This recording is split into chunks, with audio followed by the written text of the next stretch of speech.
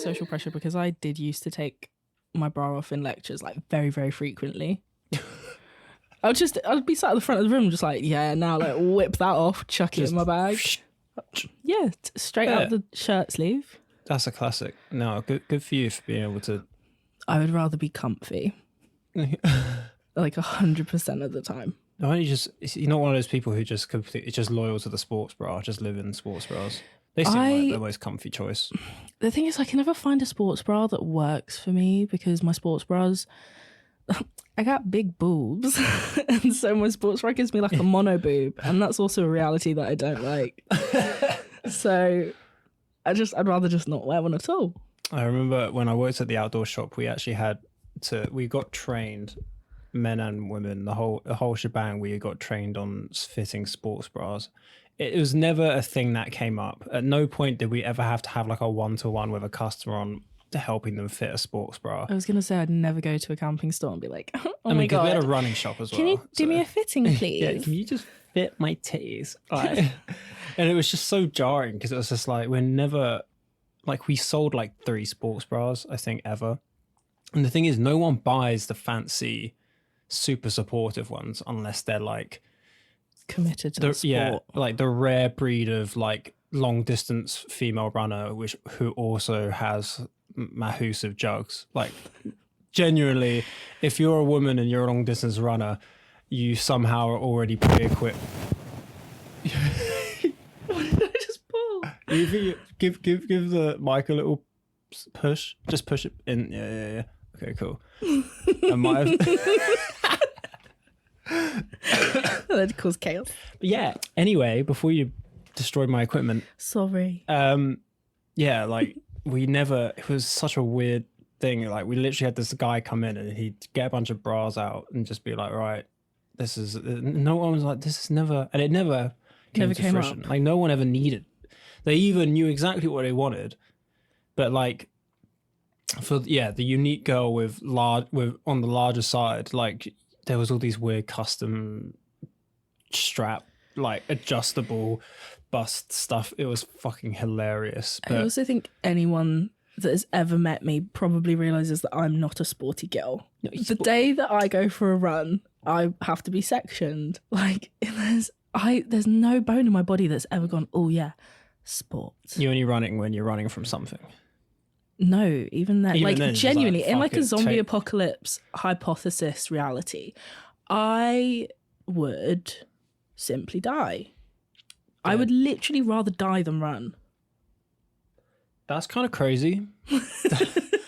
All right, fair. I don't want to. I never ever want to. If it shall be, it shall be. I guess. Yeah, fuck it. Like I'm not gonna overexert myself. I'm gonna push myself just to stay alive. God, that's cringe. How embarrassing. Could not be me. Literally could not be me. Ever. No sport. Oh God. Yeah, we're both going to be dying this episode. I feel like we just have to keep like going away to like. Nice. I literally had the worst, like literally this time last week. Yeah, I think it was literally. So I did that. That cheeky deadlift on my story. I was like, guys, 130 kilos. I love to see it. And then like I got home from that. I was like, that was a bad idea. I do not feel great. And that night I had the worst fever. Like it was so bad that I started like hallucinating. What did you hallucinate? So it's like there's the actual visual hallucinations, and then there's like the auditory, the mental. I don't know if I had any auditory ones. I'm trying to remember, but like the mental things when you're like half asleep and you're like you start imagining things. Mm-hmm. Your life is like So like the actual visual ones, as my covers on my bed look like hands. Every time I was kind of about to fall asleep, like I had because I was like shivering. God. Literally, when I was shivering so much, so my hands were under the covers, and I was like trying to close my eyes, and I'd open my eyes again, and I'd see like a hand on my knee, and I'd be like, "Well, that's not my hand because my hands are here," and I'd be like, "Oh," and then I'd open my eyes properly, and it would go away. But like, oh, it was so jarring. And then like the whole night, I just thought I was a part of the royal family because I've been watching The Crown. You are a king. I am a king. No, I've been watching The Crown so much, and I think I just fell asleep and just fell into this weird trance of like, I kept being like, oh, I've got all this royal stuff to do. I need to get up. You know, I kept waking myself up. Priorities, babe. It's like, fuck, I need to go and do. I've been watching 3 seasons of The Crown. I still don't know what the royal family does. If you watched the latest season, then No, I'm trying to catch up to that. damn it, I was going to ask you what your opinion was because I haven't watched it yet. But I'm like, I have to be in such a specific vibe to watch The Crown. Same. Like, I can't just watch it. It feels wrong to, like, every time I watch it, I'm like, God, I hate the royal family. I hate it. God, you know, such an anti-monarch, and I'm like, yeah, fuck the monarchy and all that jazz. Like, anti-royalist. 100%. But then it's like, ooh, but the crown's so sexy. It's just such a vibe. I feel like it is anti-royalist in nature just because it's so true that they hate it, so we're allowed to like it. Yeah, exactly. It's like they hate it, so we like. And obviously, it's like it puts sexy filmmaking before facts, which I love. So it's like, ooh, Tell a little fib. It'd be a little bit exciting. Like, ooh.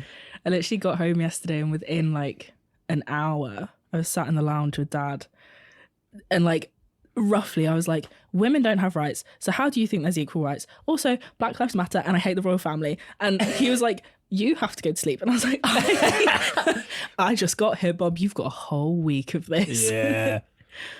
That's what I've got him for Christmas as well. I got him oh shit, what's it called? It's why we're not listening to white people talk about black experiences. I can literally see the cover, but I can't remember what it's called. That's bad for me. And I got him that, and I got him a little feminist book from one of my favourite authors as well. So nice. No fun presents for Bob. No social justice education only. It's like I really, really want the new Jeanette McCurdy book. Me too. But I'm like, I was like almost put it on, like, I kind of like my mum was like, just give me a list of things that you kind of I put it on my Christmas list. And I literally was like, don't. I so could, but I'm not gonna. If they have got it for me, I can imagine having to have a conversation about it where my mum or my dad's probably going to go, I really disagree with the title of this book. Yeah. And I'll just be like, okay. I was like, all right, guys. You're lucky I turned up at all. I've got, like a 3-time-a-year record of being in this town. And even then I try and avoid. Like, I literally, this morning woke up, I was like, oh my God, I'd actually rather be anywhere else than here. It's just, I hate it. No, I don't. So, I mean, I don't mind, like, this town at this point. I've kind of grown to let myself just take it. But God, it is a next level moment of jarring where I'm just sitting here being like, oh, I'm like, I was almost planned to go to Lake District. Well, I was supposed to be, but my friend Neve, who I was going to go with, she has to come here earlier. So basically the idea is that she lives up there. We were going to go up, visit her, stay with her, then go to Lake District for a bit, then come back to hers, and then go back home. But yeah, plans changed and she had to come back a bit earlier, so we've cancelled it. But apart from that, I'm staying home, and I'm like, there's people, like friends I've made at uni, who are like, oh yeah, I'm just in Thailand, and I'm like, what? I'm like, oh yeah, we're just going to Zermatt for a little bit. Christmas in Florence. I was thinking about this yesterday, and I think it's so interesting because, like, you are one of my friends that has stayed in Baldock. Way. Big up Bulldog. I'm stuck. Help me. I'm going to kill myself. Please get me out. But I think it's so interesting to see, like, how independence forms when you live in or near your parental home. Because I see you as very much individual, and I broadly assume that is also how your family sees you. And for me, it's the same, but because I separate myself so much from being here, every time I come back, it feels like I have to kind of prove that I'm an adult and, like, lay down boundaries all the fucking time because it's not been learnt by them, because I fucked off at 18 and just never fucking came back. Never look back. Now I'm there and I'm like, 24 next year, which is insane. I need to talk to you about that in a minute, actually. We need to talk about age. And I need to talk about age. And then, I was talking to my friend Emma yesterday because she similarly, like, she lives in Milton Keynes but left at 18. Yeah. And she now lives in Manchester with our other friend Annabelle. And it's so interesting. Like, when we were talking about it today, and we're like, whenever we come home, it's like we feel like we're being treated like children. And sometimes it's in nice ways, but it's also in ways where it's like today I spent the whole day in bed and I was like, I can feel the kind of light level concern and or judgment that's just in the air. And I'm like, this is what I would be doing if I was in my flat by myself, which is where I wish I was, but I'm not. And if I was in my flat, I'd be on the sofa watching TV, or like I'd go to the corner shop, or I'd go into town. But because it's fucking Bulldog and there's nothing here, I'm left with the only other thing that I do, and that is lay in bed. That is just so I'm just trying to prove that I do things, but I can't prove that I do things because I don't do things here. I'm like a fucking rock. Yeah, I mean, I come from like a different perspective where for me it's like so I feel like I'm part of a tribe, a certain tribe of people who have stayed beyond their welcome in a way. I don't feel like I'm like being silently judged for still being here. But I'm judging it now, Jake. I mean, you can feel free. But it's like, so obviously with the changeover to commuting to London every day, I now see a new network of people who I was like, oh fuck, you still live here as well as me. You know, there's like 2 or 3 people. There's three girls who are like, I'm like, you were in my year at school, I'm now seeing you, so you still live here but you commute into London. And then like there's like certain people who I can see they clearly just come and visit their parents for the weekend, then they go back and, you know, they get off at like Finsbury Park or something. I'm like, okay, so you now live in like North London, but 20 minutes down the road. Exactly. So it's like that tiny little network is like a little bit wider. And but it is like super fascinating to kind of watch people where originally I was like, wow, it's just me, you know, and I'm like, God, I'm like, it's me, and then the traders, you know, the people who just, you know, got into the trade, or like people who are still working at like coffee shops and stuff, which, you know, do what you gotta do, so it's fine by me. But it's like, I feel we all share that same thing of being part of this secret tribe of being like, oh, we're all stuck here, you know, 1 foot in, 1 foot out kind of. Yeah. So I've never had, and which is good because I think I've now had the option, like where you're different, where I've had the opportunity to grow and develop an adult version of myself in the same space where I was a child, which so I've never had that disconnect of like becoming a child like becoming an adult elsewhere. So which is like, yeah, I think a unique experience for me. And I think especially with the way I've grown now and developed now, and then also have now kind of reopened the book of me living again by going back to uni and stuff. And it's kind of, I've kind of gotten back on. And so it's created like a very weird experience, but also something I'm not particularly upset about. No, I don't know how long I've known you. I've known you like by name and face for a very long time. For years. Well, this town is only so big. Yeah, there's only exactly. a handful of us cool people cutting about, Matt, you know? We know each other. But like the growth I've seen from you, and especially like when I got to know you, that's like immense. Like you've changed a lot and in very positive ways. Thank you. And I see you as a very independent person. I think there's something that the tribe gets stuck with. Like one of my biggest fears of being stuck here was literally being stuck in your ways, sort of thing. You know, the hometown eats you up and you just become another brick in the wall. I do think there's like a crossroads that you reach, especially respectfully as a white man in a small white town, because I look at some people that I went to school with and I'm like, oh my God, you actually like, if you're having sex, it's bad. And if you're having relationships, they're boring. Because I actually think that people just don't fucking develop personalities here. Yeah. Like, genuinely. Like, you get to choose if you're going to go and, like, become a person. Yeah. Or if you're going to be an NPC. And loads of people just choose to be a fucking background character. Bleep bloop. Box.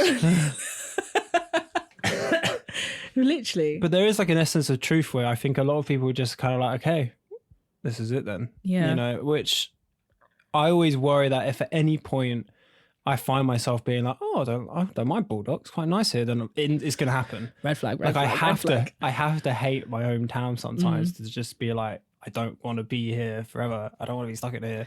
I would be genuinely very surprised if you did stay here forever. Yeah, no, I don't think I definitely don't think like the closest I think I could ever be to staying in Baldock is maybe Hitchin. I've grown to like Hitchin as like kind of one of the local places where I feel a little bit more. But also Hitchin has things. Exactly. And Hitchin is a lot like, you know, Hitchin's 1 stop, 2 stops from London. You know. True. So it's like Commuter town. Gentrified. Literally. Yeah, so I don't really. I think I could only leave the north if I moved to Germany. I think that's the only way. Deutschland. I'm stuck in my little band of the north where I've gone like Hull, Manchester, Liverpool, and like I'm in this just like line of cities that is like the young in. people line of the north though. Like you don't hear any young people being like, "Oh, I live in Middlesbrough." You know, could you imagine that? I went to uni with someone from Middlesbrough, but yeah, that's the only time I ever met anyone from Middlesbrough. Yeah, so I was like, "Oh, where do you live?" Sterling. It's like, oh no, that's disrespectful, Kieran. Sorry, Kieran. Amber lives in Newcastle, and honestly, the more I go, the more I'm getting convinced by that city. That is a fucking cool city. Newcastle's I have cool. high standards for cities because I fucking hated living in Manchester. But it's like surrounded by shitty cities. That's the problem. It is surrounded by, but you can get to Edinburgh in an hour on the train. Scotland, baby. Fucking Scotland, Innit? baby. But yeah, I hated Manchester. I really slag that city off, and I'm aware that some of my students are actually going to listen to this podcast and they've chosen to live in Manchester, and I respect their decision, but personally I mean, Manchester is the young city of up north though. Like it's like the mate, it's just the thing is, I think coming from Hull to Manchester, Hull firstly shithole, but the people in that city are very genuine, and the people that find themselves at uni there are very genuine. Yeah. Because you either come there because you fucked everything up, or you've chosen it. And it's a reality check. Most people, if you need a reality check, go to Hull. That shit fucks you up, and I'm so worried about it. Just fucking damaging my shit. I'm so sorry. No, it's just fine. violent. Yeah, there isn't much in Hull. We've got an aquarium. I've never been. I've been to the deep. Yeah. Yeah, I've been there. I literally think everyone's been there, but I have not. I mean, I went when I was like, I remember when I was like probably like 8 or 9, maybe if that. I got like a deep t-shirt, and it was my favorite t-shirt because it was too big for me, and it made me feel like I was like Soldier Boy. Next time I go, I'll get you one. Please. I'll get you an extra large deep t-shirt. I'd love that. And then yeah, Manchester. And to be fair, I lived in Manchester during COVID, which was also probably a bit of an owl, but it just feels like Manchester wants to have the kind of edge that Hull has, or that Liverpool has, or that Newcastle has, in a sense of like actual individual thinking. Whereas I feel like a lot of what you'd consider edgy in Manchester is actually very performative. Yeah, I mean, if Manchester screams performative to me, Yeah. it's kind of riding that. It's basically like what like the new Shoreditch of London is. It's like Shoreditch now is basically this one where it's trying to cling on to the fact that it used to be this mecca for like all things London, but it's like nah, it's gentrified as fuck now, and it's like it's just like whitewashed, and just like there's just too much money there. And I think like the same, especially with like Manchester's redevelopment of the North Quarter.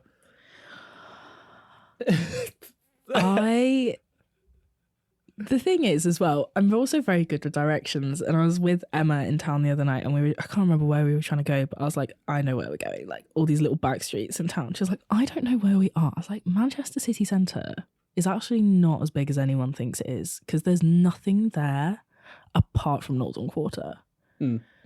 Everything else is just expensive, or it's like the shopping centre, and that's it. And I really dislike it. I really dislike Manchester, like a lot. And Liverpool's even smaller, but it's got like the live music scene in absolutely not. The live music scene in Liverpool is really good. Oh yeah. And the art scene is really good. There's like a lot of galleries, a lot of like genuine artists where you look at something and you're like, oh my God, that's amazing.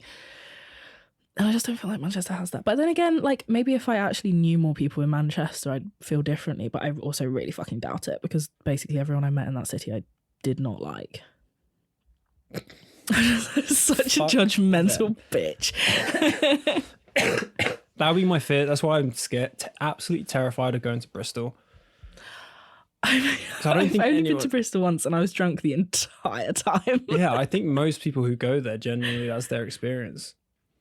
I just don't know if I can deal with every person from school that I genuinely just probably still despise, or like every person I've met who, or like I for some reason I'm friends with on Facebook, or for some reason I'm friends with on Instagram. It's like, and they're in Bristol, you know, they've moved to Bristol. I'm like, well, obviously, it's like, it just seems to be like, this is no disrespect to the people who I like who live in Bristol, but like, Jesus Christ, when it comes to being like a complete facadic, like absolute performative nightmare of a town, it seems to be Bristol. Bristol gives me the same feeling as Jack Wills.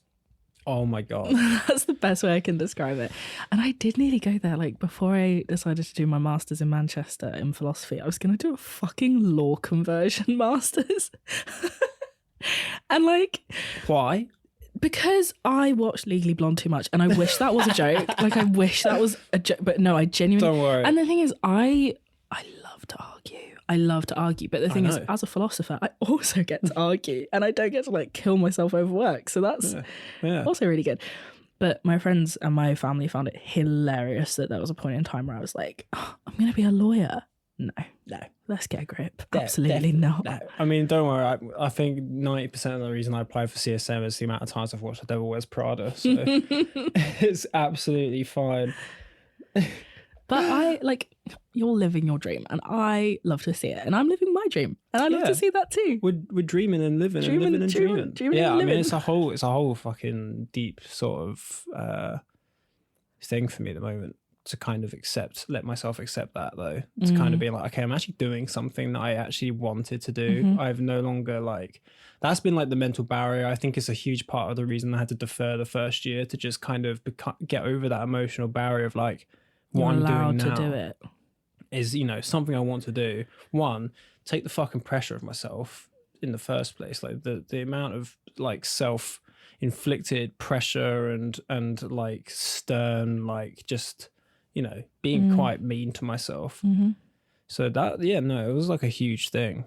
And it's like the big black dog that was once further education and, you know, undergrad and all that now doesn't feel like a big black dog as much. I mean, I'm still really pretty anti-uni though. Like, I think in 90% of the time, uni's stupid. But like, I think for what I'm doing now, it's like, okay, this actually makes sense for me. I think that, again, like having watched you and known you go through that, like your energy shift from last year to this year, huge. And huge. It's sorry. I'm trying to give you fucking compliments. And it's also like, it is so important to take a step back when you have to, like, if you know what you want to do but there's something stopping you, like having to take a step back to figure that out before you go and do it, because otherwise it will overshadow everything. And I also agree, like I'm also super anti-uni as a PhD student. I am super anti-uni. I genuinely think uni is fantastic for the social experience, like 80% of it. And you can get yourself a degree afterwards, that's great, but like I don't think people should feel that they have to do, quote, a useful degree. Rather go do something that you actually enjoy if you're going to spend the money on it anyway. Like there's no point putting yourself through like fucking maths or something that you're gonna fucking hate. Like, do a creative topic. Like, fuck everyone else. You'll be fine. You will actually always be fuck fine. Everyone else. That's what that place is for. It is a slutty place. And like, unless like when I was teaching my students, I feel like I made it quite. Maybe I didn't. But I feel like I made it clear. And I have a lot of friends as well in Liverpool that are still doing their bachelors that are like mature students like us. Yeah. And like having the conversation with them and being like, you know, if you get to a year in or a year and a half in and you are not having fun, you shouldn't be doing it. And that's not to say that you're not good at it. It's just like, you deserve to be happy in what you're doing. And if what you're doing is not happy, you can actually change it. Because I always get stuck in the idea that I'm doing something forever. Like, I quit my job at the Tate recently, where I was a little barista making my silly little coffees. Because I fucking hate the manager. I'll give you gossip about that in a minute. It's great. I'll give you tea. Gossip. But I remember, like, I had to take a sick day, and I was like, I've talked to Emma literally every day of my life, and she's definitely going to listen to this, so hi Emma. But I was talking to her, I was like, I feel like I can't take this sick day, because it was like half mental health, half physical health, and I was like, that doesn't feel like a good enough reason. And she was like, Millie, the world will actually keep turning if you don't go to work. I was like, oh, that's a very good point. And in that same stream of thinking, the world will keep turning if you quit your job. Like, you will be fine. You don't have to do something that you hate, and that is insane. Like, I feel like so many people miss that as part of their conceptualization of themselves. Yeah. I mean, one of the big things I'm using to help manage the experience for me is kind of, one, like I'm grateful for the fact that I've had such a time out to then return to education, because it's like setting up those boundaries and setting up that like discipline of like, look, I'm not going to push myself, I'm not going to.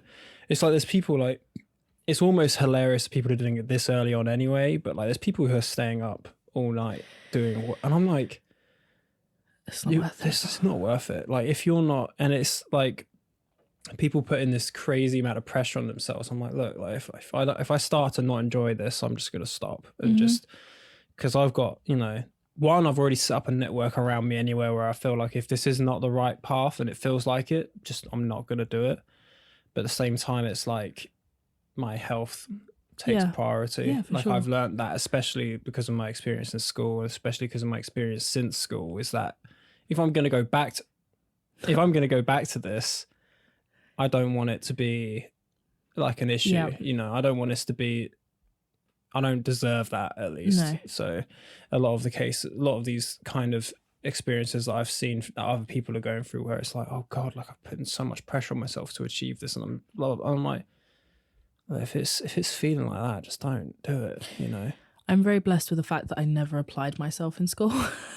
So I got to uni and I was like, I can fuck this whole thing up and it'll be completely fine. Like, there's videos of me at after parties doing an essay due in for the next day. Like, I'm sat there on my laptop typing away. Legend. And like, if I'm in this position now, where in 2 years I'll be Dr.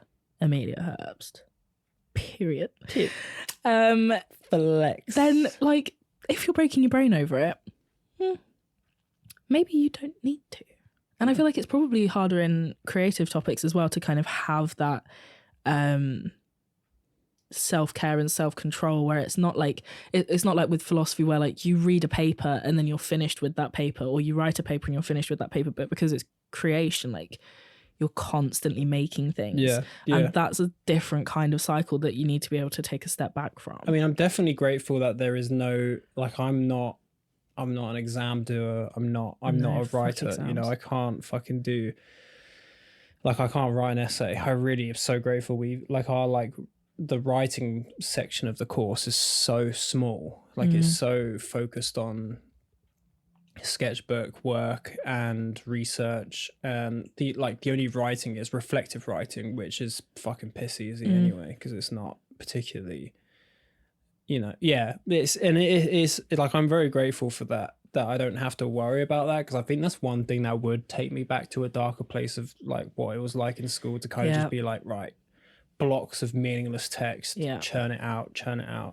So it's cool, but at the same time, there is a new kind of thing where it's like, one day it will be like, oh, this feels like a joke, it's like, fucking hell, like, this literally feels like I'm in like year 10, or even like year 6, just fucking sketch it, like sticking shit in a book. But the only difference is that where we'd be doing like, 1A4 side of like a collage, it's like, okay, cool, right, now for the entire day we want to see 24 collages. And it's like, oh, fuck, okay, so they want us. And there's no creative, like, they constantly, like, keep an eye on your creative burnout, which I am. But it is like, fucking hell, going from not being creative at all and not having to push myself to be creative, to having to churn out on command, like on other people's time as well. That's like the biggest thing it has been to climatize to. I think I'm like broadly assuming here again, but I'm assuming it's like building a muscle, and that's also what it's like in philosophy. So philosophy is not necessarily like everyone can be a philosopher technically, but not everyone can be a good philosopher.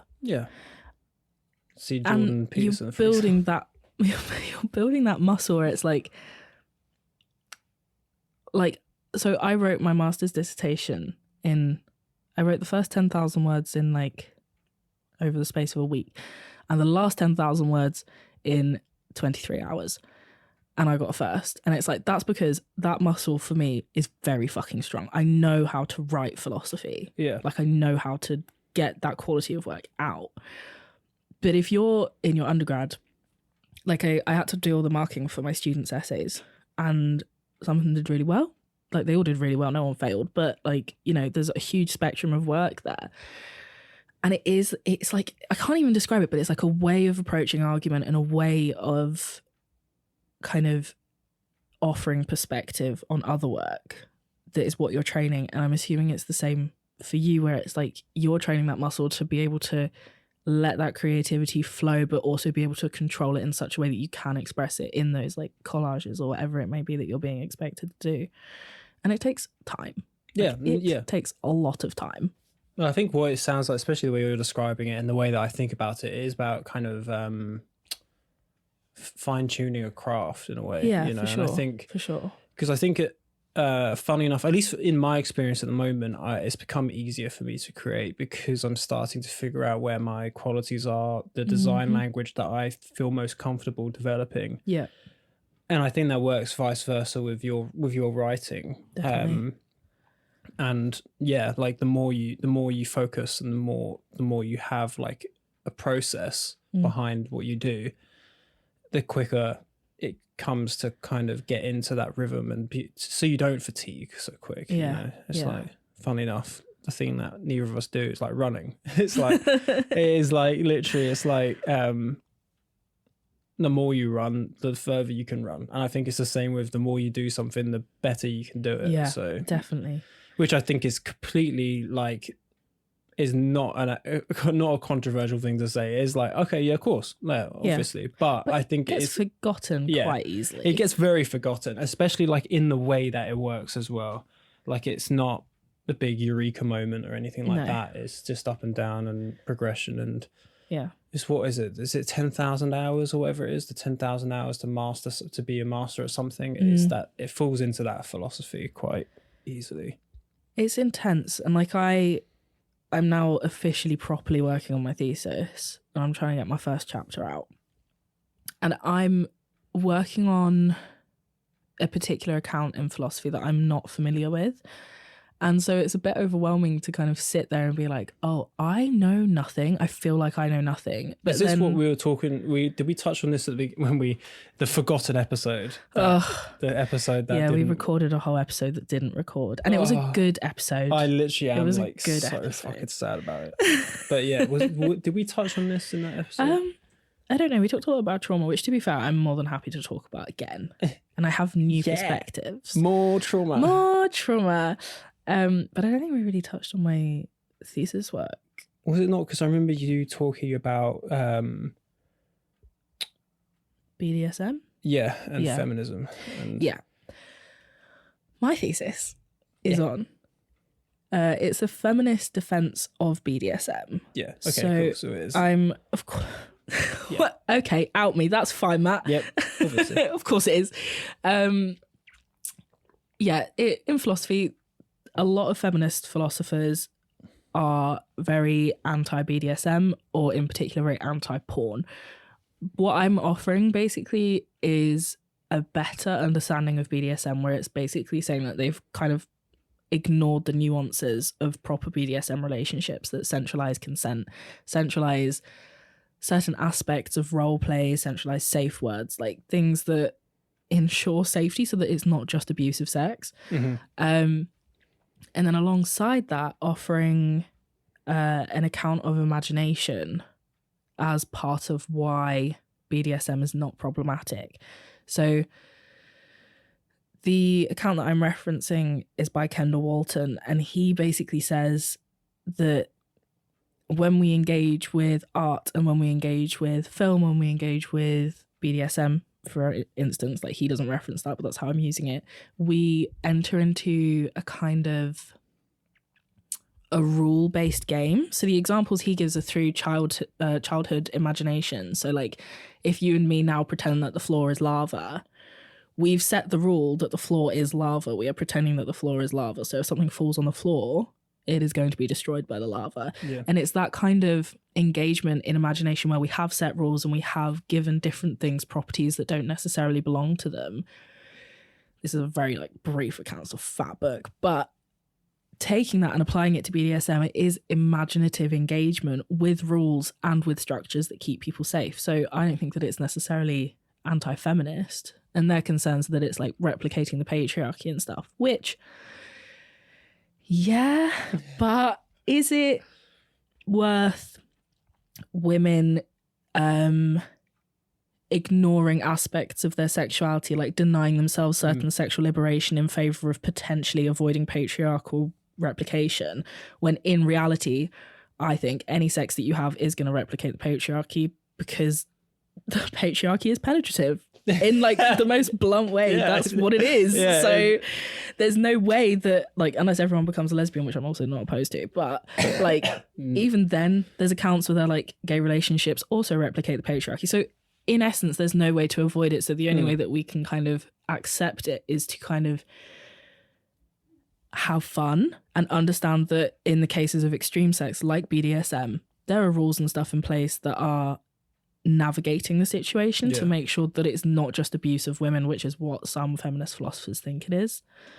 And then later on in the thesis, I'm going to offer like an educated versus uneducated engagement with pornography. So where you have people like us that are educated on BDSM, we would watch porn that portrays potentially a rape scene, and we would understand that it is not real, hopefully, and that if we were to replicate that with a partner, we would have safe words in place, we would have an understanding of each other's boundaries, we would have like a whole knowledge of this person as an individual that we don't get through porn. But through the uneducated perspective, what you're being offered is a sample of sex that is completely contextless, and you are watching a woman getting raped and knowing that she's probably consenting, but that is absolutely not enough to take that into your own bedroom at all.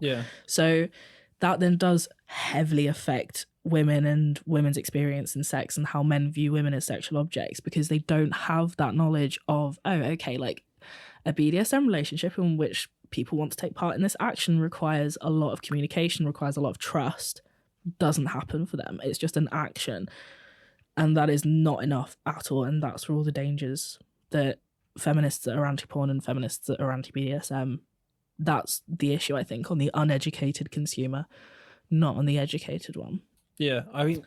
So that's 80,000 words. That'll cover all of this. That's the full thesis. Okay, cool. Yeah. No, I remember we spoke about this, and I kind of... It's funny because I don't always feel too comfortable giving my own 2 cents on it, but at the same time, it's like...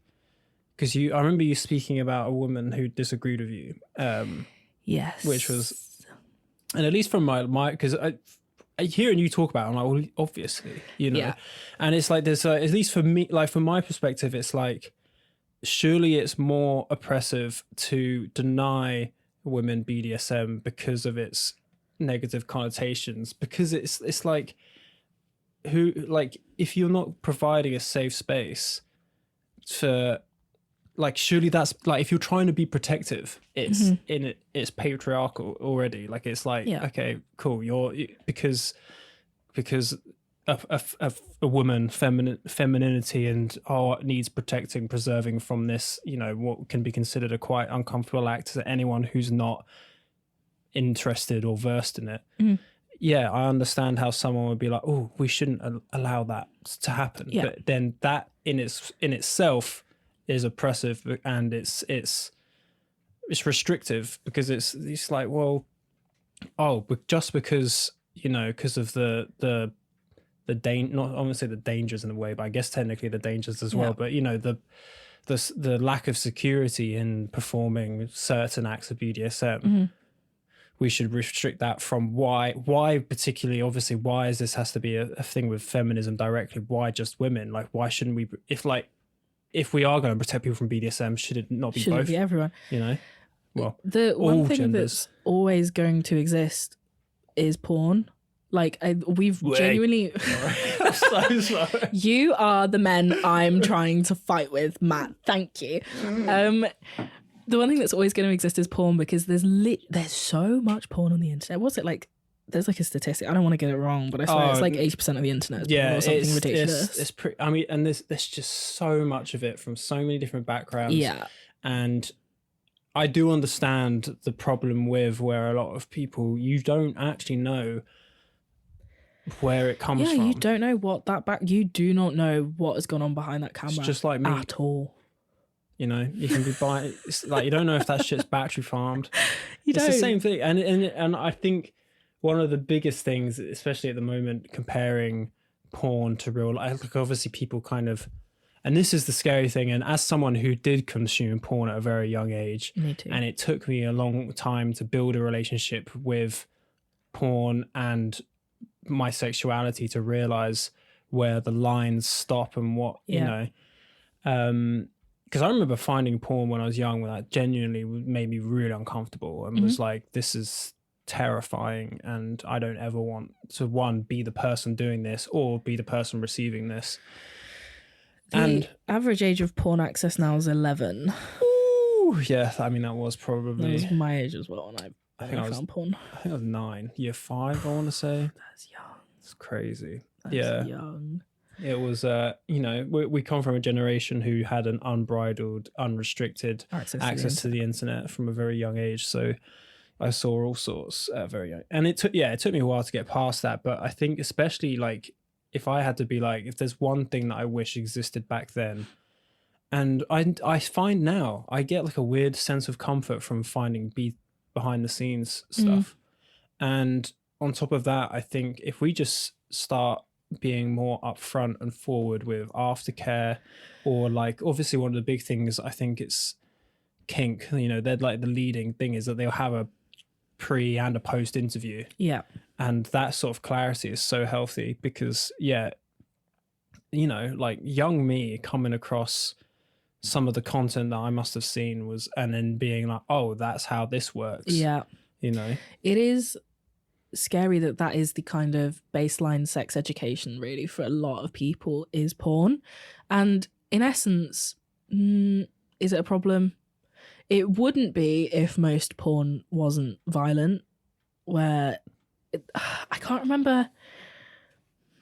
There is a feminist philosopher who actually did a statistical research into this and looked into exactly how much porn is violent, and it is the vast majority is violent. Like, amateur stuff, I feel like, has only really become in vogue, shall we say, in the past few years. Yeah, no, definitely amateur, and that's terrifying. What you now call couples porn, when it's actually filmed by a couple, and it is a couple who are genuinely, who are in a relationship or in love or in some sort of way, is very rare compared to, especially the generations we're from, where we were raised on big studio, late 90s, early 2000s porn. Yeah, which is insane. By far some of the worst stuff that you can. Oh yeah.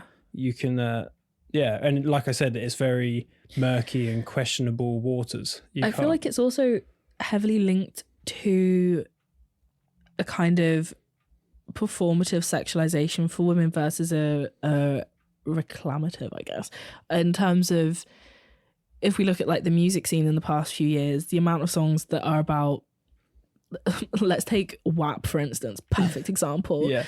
Like, explicit explanation of female enjoyment of sex. Yeah. That hasn't existed until like right now, I would say, like in a spotlight sense. Yeah. And so I feel like that is going to have an effect on porn as well, where we have porn that is by men for men. Hopefully, now that we've got more of a social conversation going on about female enjoyment in sex, that potentially that would leak into porn, and there would be more of an understanding of, Yeah. you know, porn probably still by men, but for everyone. Yeah, That no, would definitely. be really good. It's legit. Like, I mean, God, it feels hilarious to admit, but I'm pretty sure I didn't even know the clitoris existed when I had lost my virginity. Mad. I don't think I even, with my first partner, and I don't want to disrespect her either, but I don't think either of us knew how to navigate that thing. Yeah. You know, let's just even think about, you know, and because there's nothing teaches you. It's only recently that, and sometimes I wonder if it's only because of the fetishization of it. With this whole, with the whole kind of like, you know, seeing a girl have their eyes roll back or their legs shaking, or, you know, squirting, all of this jazz. It's like, okay, finding female orgasm attractive, insane. Oh my God, how dare they? But it is like, I wonder if only if the like, finally, yeah, this sounds backwards to say, but the fetishization, the fact that the more that the male can enjoy watching it than the actual enjoyment the woman is having from having it, might even be like most of the reason that it's even seen in porn, for sure. It's so mad, and there's so many facets like there's so many different types of porn that have so many different effects on people. There's just layers and layers, so many layers, which is when I meet someone who's like inherently anti-porn, it's like that can be more problematic than someone who... I don't think that you can be anti-porn anymore. Like I really sit on this stance, and this is as someone that's very well educated in the area, both like personally and professionally, and as someone that is explicitly like been exposed to violence against women in the worst kind. I still cannot be anti-porn because it doesn't fucking exist. There is literally no point in having that position at all. What are you going to change by being anti-porn? Nothing. No. Literally nothing. The only approach that you could possibly have is like an education stance on porn, which is the only way to move forward in my personal and professional opinion.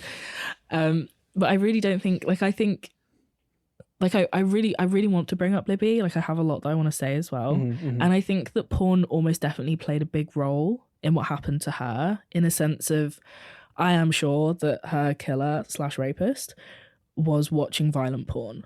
Oh, yeah. It's almost 100%. Like, and even if he wasn't watching it, he was taught of the taboo of it, and that almost might have, you know,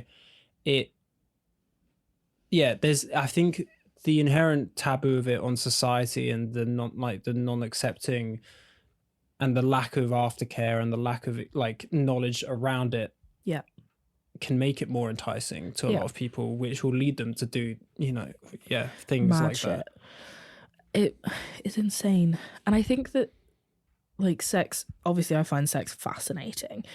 And I, in the past, like, honestly, since last time I was here, so the missing episode, what we covered was that I was thinking about going on antidepressants, which I am now on, which I might come off of because I don't think I'm enjoying it. Okay. That's a quick turnaround. And we also talked about, I think we talked about the thesis a bit, and then we talked a lot about Libby and trauma and experiences like that. And that was a revisit of talking about her. Yeah. The last episode, which... We only ever released half of that because the other half got so intense. It got very intense. Yeah. But I'm someone that's very sexually confident, and I'm someone that's very in touch with my body, and that's a huge part of my personality, I think. But recently I've also been thinking about the sex that I had between the ages, like, so I lost my virginity at 15, and between the ages of, I'd say, 15 to 20, firstly, I was not finishing during sex. It was entirely performative. But I also am remembering more and more circumstances that I've had with men which are just assault or rape. And, like, not in the obvious sense in terms of like, you know, a man snatches you and rapes you in an alleyway or anything like that. But like the comic. This is very explicit, so this is a trigger warning right now. Yeah. But I remember having sex with someone when I was like 16, and this was in my bedroom in Baldock. My family wasn't there, just for the record. Okay. And I remember saying to him at the beginning, I was like, oh, I really hate men coming in my mouth. Like, I really dislike it. I find it doesn't taste nice to me and it's not fun for me. I don't like it. And this sexual experience ended with him holding my head down and coming in my mouth. And only in the past few months, bearing in mind I'm now 23 and almost a half, have I clocked that as being fucking problematic. Yeah. And that's insane. Because if a man did that to me, I would bite. I'm not even fucking kidding. I would fucking bite. Like, I have so much rage in my body towards men that if I was disrespected in a sexual circumstance like that and I was in that exact position, it would be a very different outcome. Chomp. Homie, your dick's gone, babe. Like, I can't. There's so much rage. I don't even, I don't blame. One of the things I always think about when these sort of acts happen is like, why doesn't that happen more often? Yeah. But then I understand it. Like, I completely get it. Like, I'm like, what? Like, it's constantly and that's, I mean, you're always going to hear the whole, like, why don't you fight back thing? But it is, God, like, that is such a thing to unwrap. But it is, because it's so, and it is like when women learn about these things, and then also as men, and there's things like, even like, I can kind of reflect on times. And there's nothing where, like, I never think I was at the, extremity of it. No, but there, you know, there are moments where that line's there, and it starts to be where I can reflect on things where I was a bit unsure. Yeah. And it's like, oh my God, like, for that to even happen, and then to be so understanding of someone when, you know, when you turn around and if it does take you like 5 or 6 years to be like, oh fuck, that actually it's really fucked up happened. It is so, again, like I said, sex is really interesting to me and it's so weird. And like the fact that like I said, like, I'm a very sexually confident person, and even I have missed things like this is like insane. And it really, like, that whole, you know, 99% of women have been harassed or whatever it was. Like, I really firmly believe that's 100, because if I'm missing obvious things, and this is literally all I think about, like, every day of my life, other people are definitely missing. I'm 100%, like, 100%, yeah. Like, that definitely statistic 100%. Is 100%. Like, I don't think, unfortunately, I don't think we live in a society it's almost systemic at this point to the kind of how easy it is to just brush off what is harassment, and just be like, oh yeah, well, you know, and I can, you know, you hear it generationally, you can hear it through, like, even something as simple as if my sister came home and complained about something that would be kind of deemed harassment, and then my mum would spin it in a way of being like, oh, maybe they were just being polite, and I'm like, Mum, fucking hell, that is and then that would spin again and again and again. And then, of course, you understand that there were times you know, where women it was just normalized to rape and beat women, because we think we've progressed so far, but really, you know, generationally, only a generation ago, where women just taught to be okay with like simple harassment and being like, oh, he copped a feel on the train. I guess that's just, you know, it's just like, he doesn't have to touch your lower back in a club, you know. He doesn't have all these sort of things that are like so minute and normalized, but are still super, super problematic. And yeah, like I said, societal in a way that is just, it's been accepted and it's not acceptable. I remember going, walking to school once, and I was in my school uniform, and this man in a car slowed down and like shouted at me out the window. So I told him to fuck off. And then he said something back and he drove off, and I stood in the middle of the road with my middle fingers up because I was like, fuck you. And I remember going home and talking to my mum about that, and she was outraged, and she was like, that's so unladylike of you. Oh, Bitch, I'm not calling my mother a bitch for the record, but like, wow.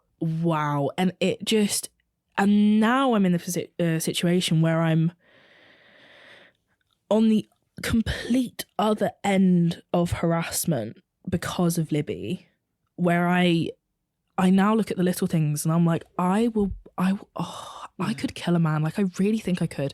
And I actually found out recently that Humberside Police have started a petition, like they're going around schools basically in Yorkshire, making sure that teenage girls know that it is really important to report minor sexual harassment and assault, because with her killer, he was a sexual predator. Like, he was masturbating in public, he was masturbating at women through their windows, he was stealing sex toys and underwear, and he was like a predator.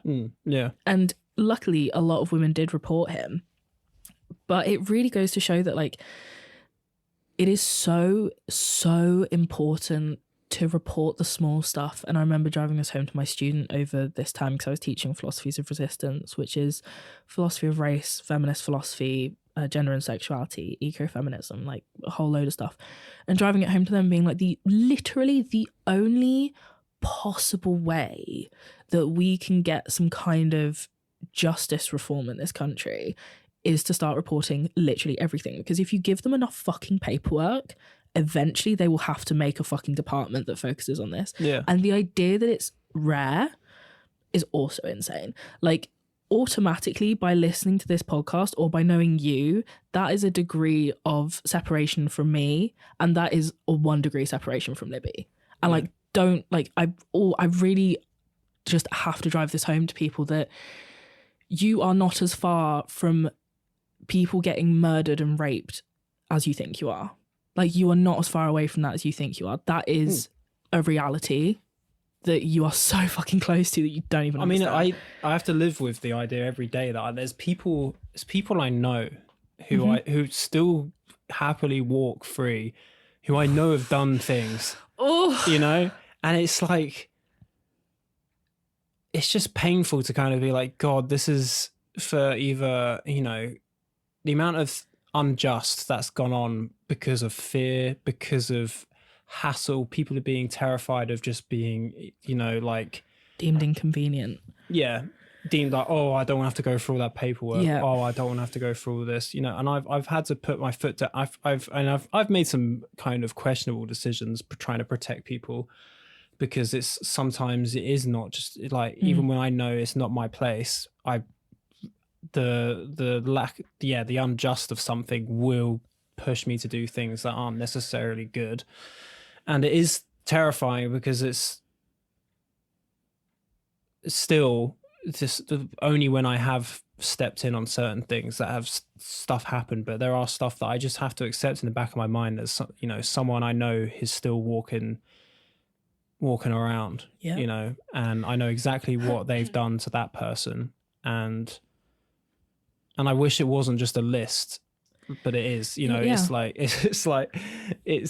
just like something that comes up in conversation now. It's like, oh yeah, so yeah, oh, have you heard from so and so? I'm like, oh yeah, and yeah, they're a rapist, and it's just like, oh, but it's good to mention that, and like, to even if, well, the justice system in this country, as in most, for women in general, for the female experience, is piss fucking poor. So the best way to get any kind of justice for any victim of any kind of assault or harassment is to just label that fucking person. And like, if you're in a social situation and you know that someone that's been brought up has done something, like, fuck yeah, fucking mention it. Like, if you sit in silence, you are not doing anything, and that's horrific. Like, yeah, it's so important, and it's so, I feel like people are so happy to ignore it, because it is easier, and it is so much more comfortable to pretend it doesn't exist. Yeah, and I think it's less, because I think you can't even pretend it doesn't exist anymore. I think it's more comfortable to pretend that it's not in your circle. Yeah, you know, when it is, and it's like, just think if it's the same with like, funnily enough, going back to when we were talking about how all rich people are nonsense. Yeah. You know, it's like the people, because you know of the people you know, the implication of the people you don't know. Yeah. You know, Yeah. just like, oh, so I know, you know, I know a kid that I was in geography with. I know that he's now a paedophile.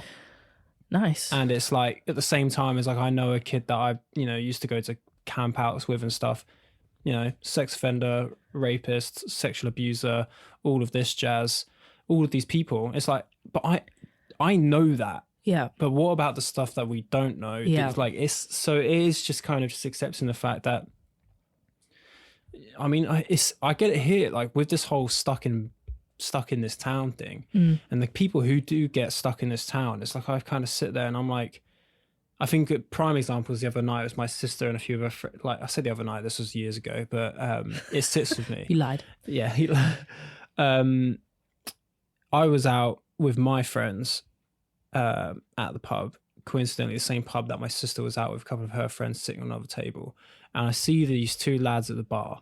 And I'm like, these are two guys who would just go out. Like, this is a Wednesday night during Christmas holidays In Bulldog. And I'm like, okay, so this is what they do. This is them. Like, they're not like I rarely go out. Yeah. When I am out, it's like, and so immediately I can just see them. They're like in the just it's so primal and disturbing to even watch it, because I could see it before it happens, where they're sitting there and they're like, oh, there's a fucking vibe. Like, yeah, predators have a fucking like, okay, vibe. so they're like looking around and shit, and it's not long until they've made themselves comfy very close to my sister and her friends, and next thing you know is like my sister's kind of looking over to me.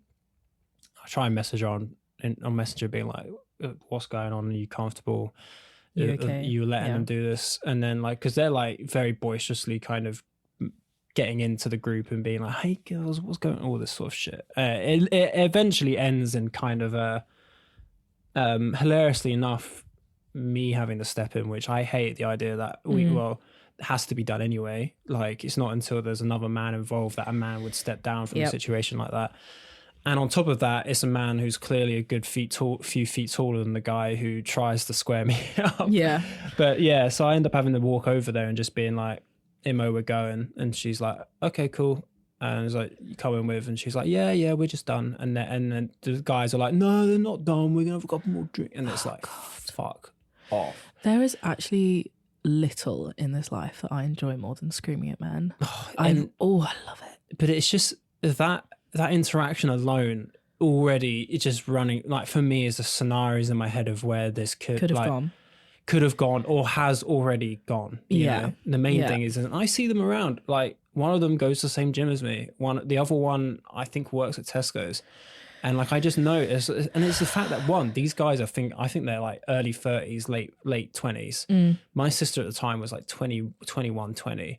I'm like, come on, like, and like they're not going to be checking fucking driver's licenses. No. My sister could be even younger than that. Yeah, and.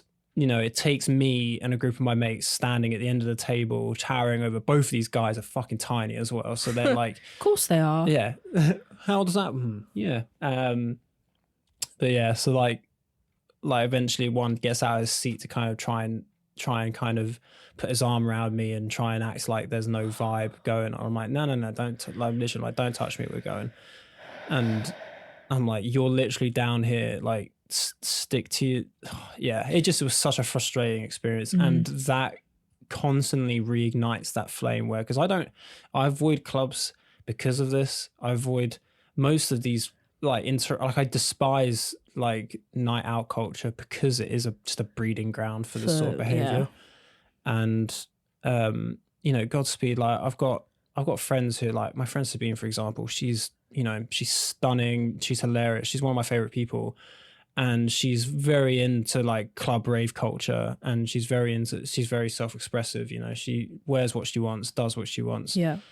And I know she's like strong, and I at no point do I ever worry about her, luckily. But at the same time, I'm like, God, she's going out into that world where even I get intimidated. Like it's such a kind of thing for me to just be like, oh fuck, she's going out there, Yeah, to big yeah. clubs in Biggleswade and shit, and I'm like, not Biggleswade, big clubs in Biggleswade.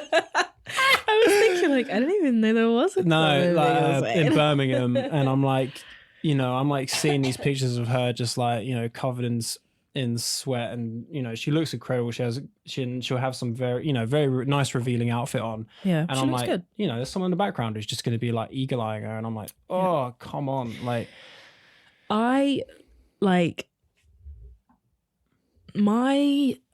always been a feminist, and I've always had issues with men, but it's honestly, I'm really working with my anger at the minute, because it is phenomenal and it is so big that I genuinely can't express it.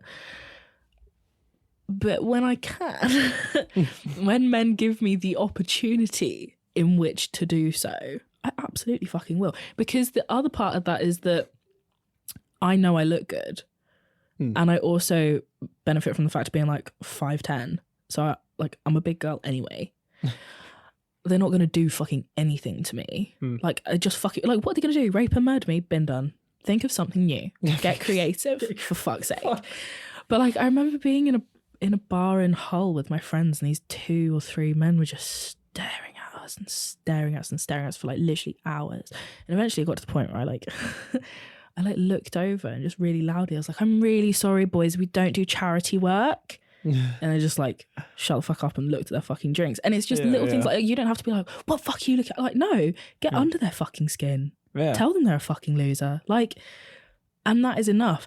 But then on the flip side of that is like we were saying about bringing up what people have done in social situations so that everyone else is aware. There is willful ignorance, and I'm friends with a big group of boys in Liverpool, and I love them all to bits, but frequently I have to have conversations like this where it's like having to point out the obvious. So like the most screaming example was not last summer, the summer before, when they were reading about, I think it was Mike Tyson, and they were like, oh yeah, and then he was found guilty of rape, and I was like, so he's a rapist? And they're like, oh no. And I was like, boys, he went to court and was found guilty of raping someone. He is a rapist. And I remember having a conversation with my partner about this recently where we brought it up again, and he was like, oh, I don't necessarily think that we should hold these titles to people that have reformed themselves. And like, he knows more about Mike Tyson than I ever will. I don't care for the man. And I like obviously let him finish, but I was also like, there is a victim, if not multiple victims of his out there. Like, do you really think that just because he may have changed his ways and he's now aware of the fact that what he did was wrong, it excuses giving him the title of rapist when there are rape victims that exist? And the fallout from even just sexual harassment for girls is insane. Like, we have group chats, we have girlfriends, we have sisters, we have mothers, we have grandmothers, and one instance for one of us will take us all down for like a month. So like, my sister's friend at uni got roofied and it was bad and she ended up in hospital. So that's now her traumatized. My sister's partner, my sister's housemate who's a girl, my sister's housemate's girlfriend, me, my girlfriends. Like, it spreads. Yeah. It's like fucking sepsis. Like, and then, to bring it back round to Libby, that took our whole city, if not most of the country as well, until Sarah Everard happened. And like, because of who I am as a person, when I'm met with loss like that, well, I can only speak on this experience, hopefully it never fucking happens again. But I handle it with anger. Like, I'm justifiably fucking angry. I'm so fucking angry. And I'm not just angry at her murderer and rapist. I'm angry at every single man. I'm angry at every single man that has made any woman ever feel uncomfortable, because you actually literally could fucking not. Like, the idea that it's impossible for men to not make women feel uncomfortable is fucking ridiculous. There is no fucking excuse. There is no like, oh, I wasn't staring. I don't give a fuck. Look at the fucking floor. Like, it's close just, your eyes. Be blind. Like, just don't be a fucking wanker. And like, I remember when Libby was still missing, I was out at 2 a.m. by myself in Hull. I don't give a fuck. I was like, wait, what are you going to do, men? Like, what are you going to do? Checkmate. Kill me? Okay.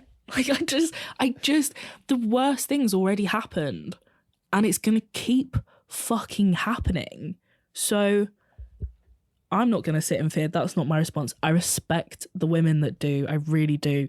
But that's just not how I handle it. Yeah, everyone handles it differently. For sure. Yeah. And it is, like, you can never, there is no blueprint for trauma. There is no expected response to that. You are going to handle it how you're going to handle it. And it might even take you by surprise.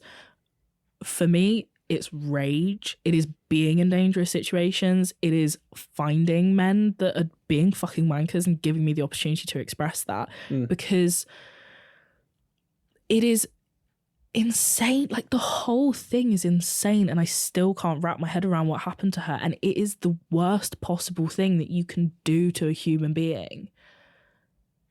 And it keeps happening. Like, that's the thing. It's not like I lost my best friend and then nobody else has ever had to lose their best friend because a man decides to fucking kill them. Like, no.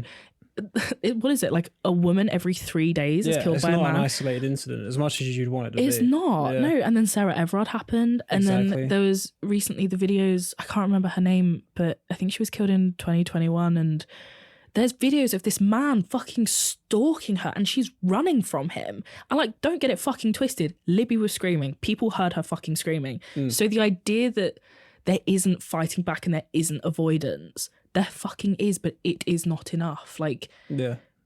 Oh, I can, like, feel the rage in my whole body. And, like, I need to go to, like, a breaker room or something. Like, I need to just fuck some shit up desperately. Like, I really do.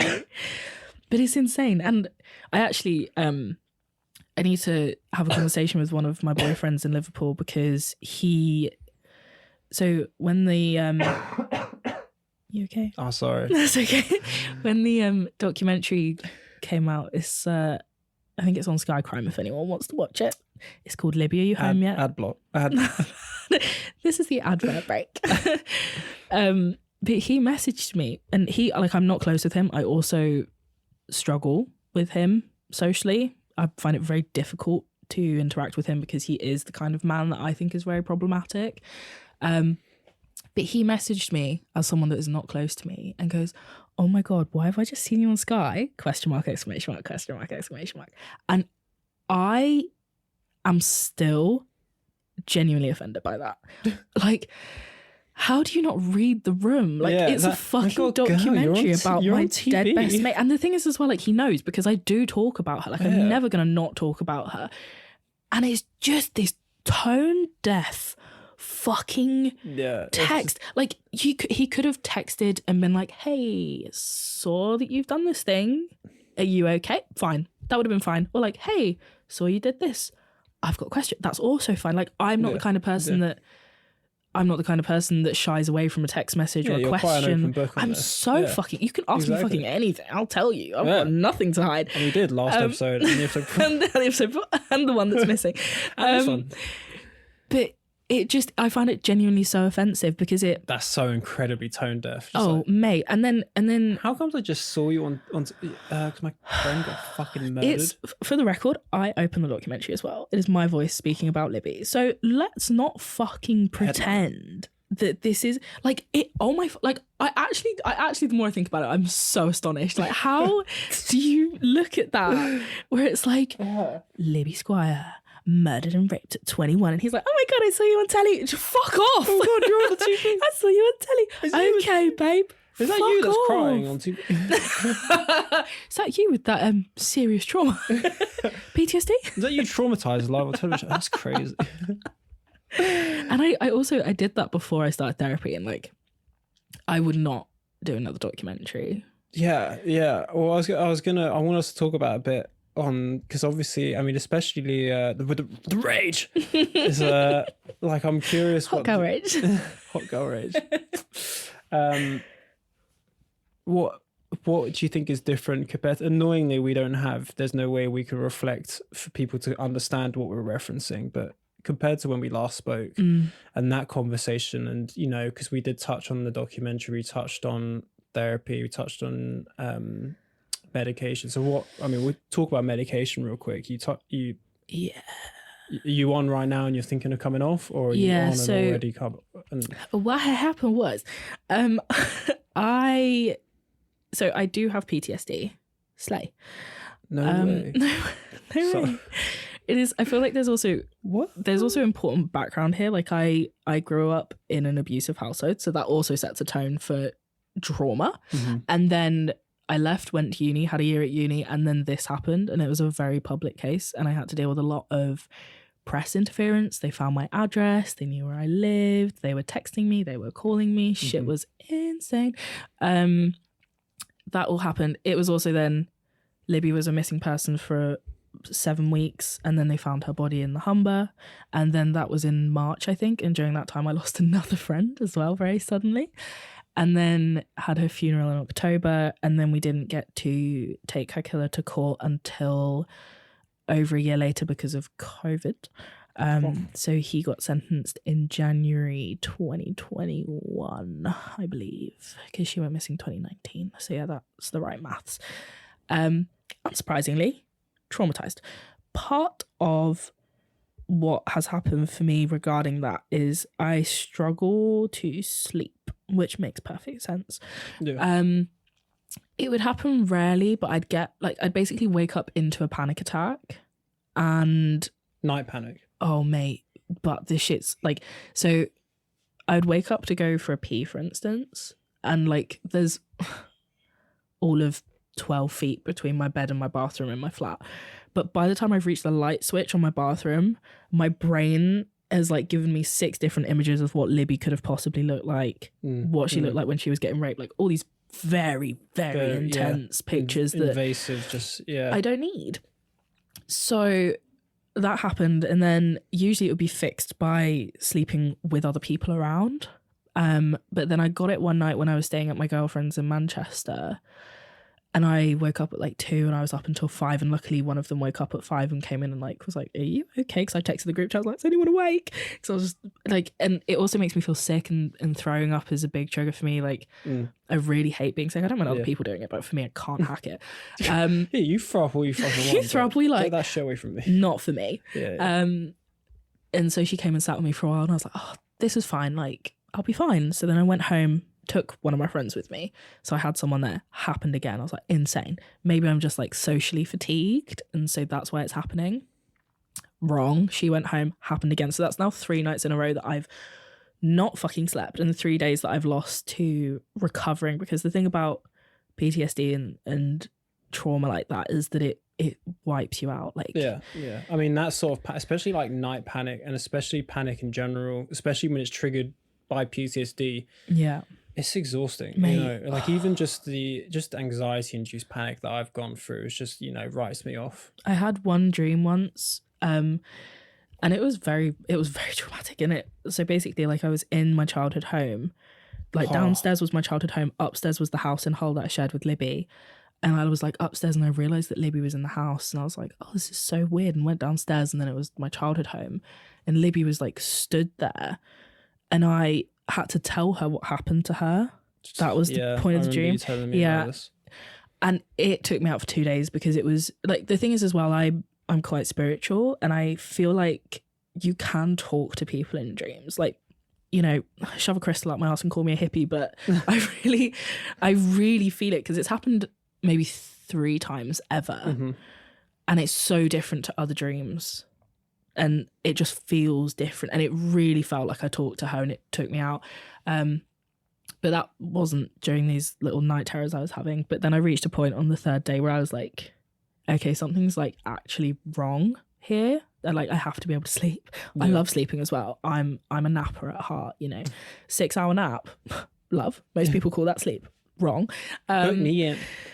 And so I went to the walk-in centre, and I was like, lovely Scouse nurses. I got there, and they like called me into the room, and they're like, "What's wrong?" And I immediately started crying. They're like, "Oh, are you okay?" I was like, "Oh, I'm just really tired."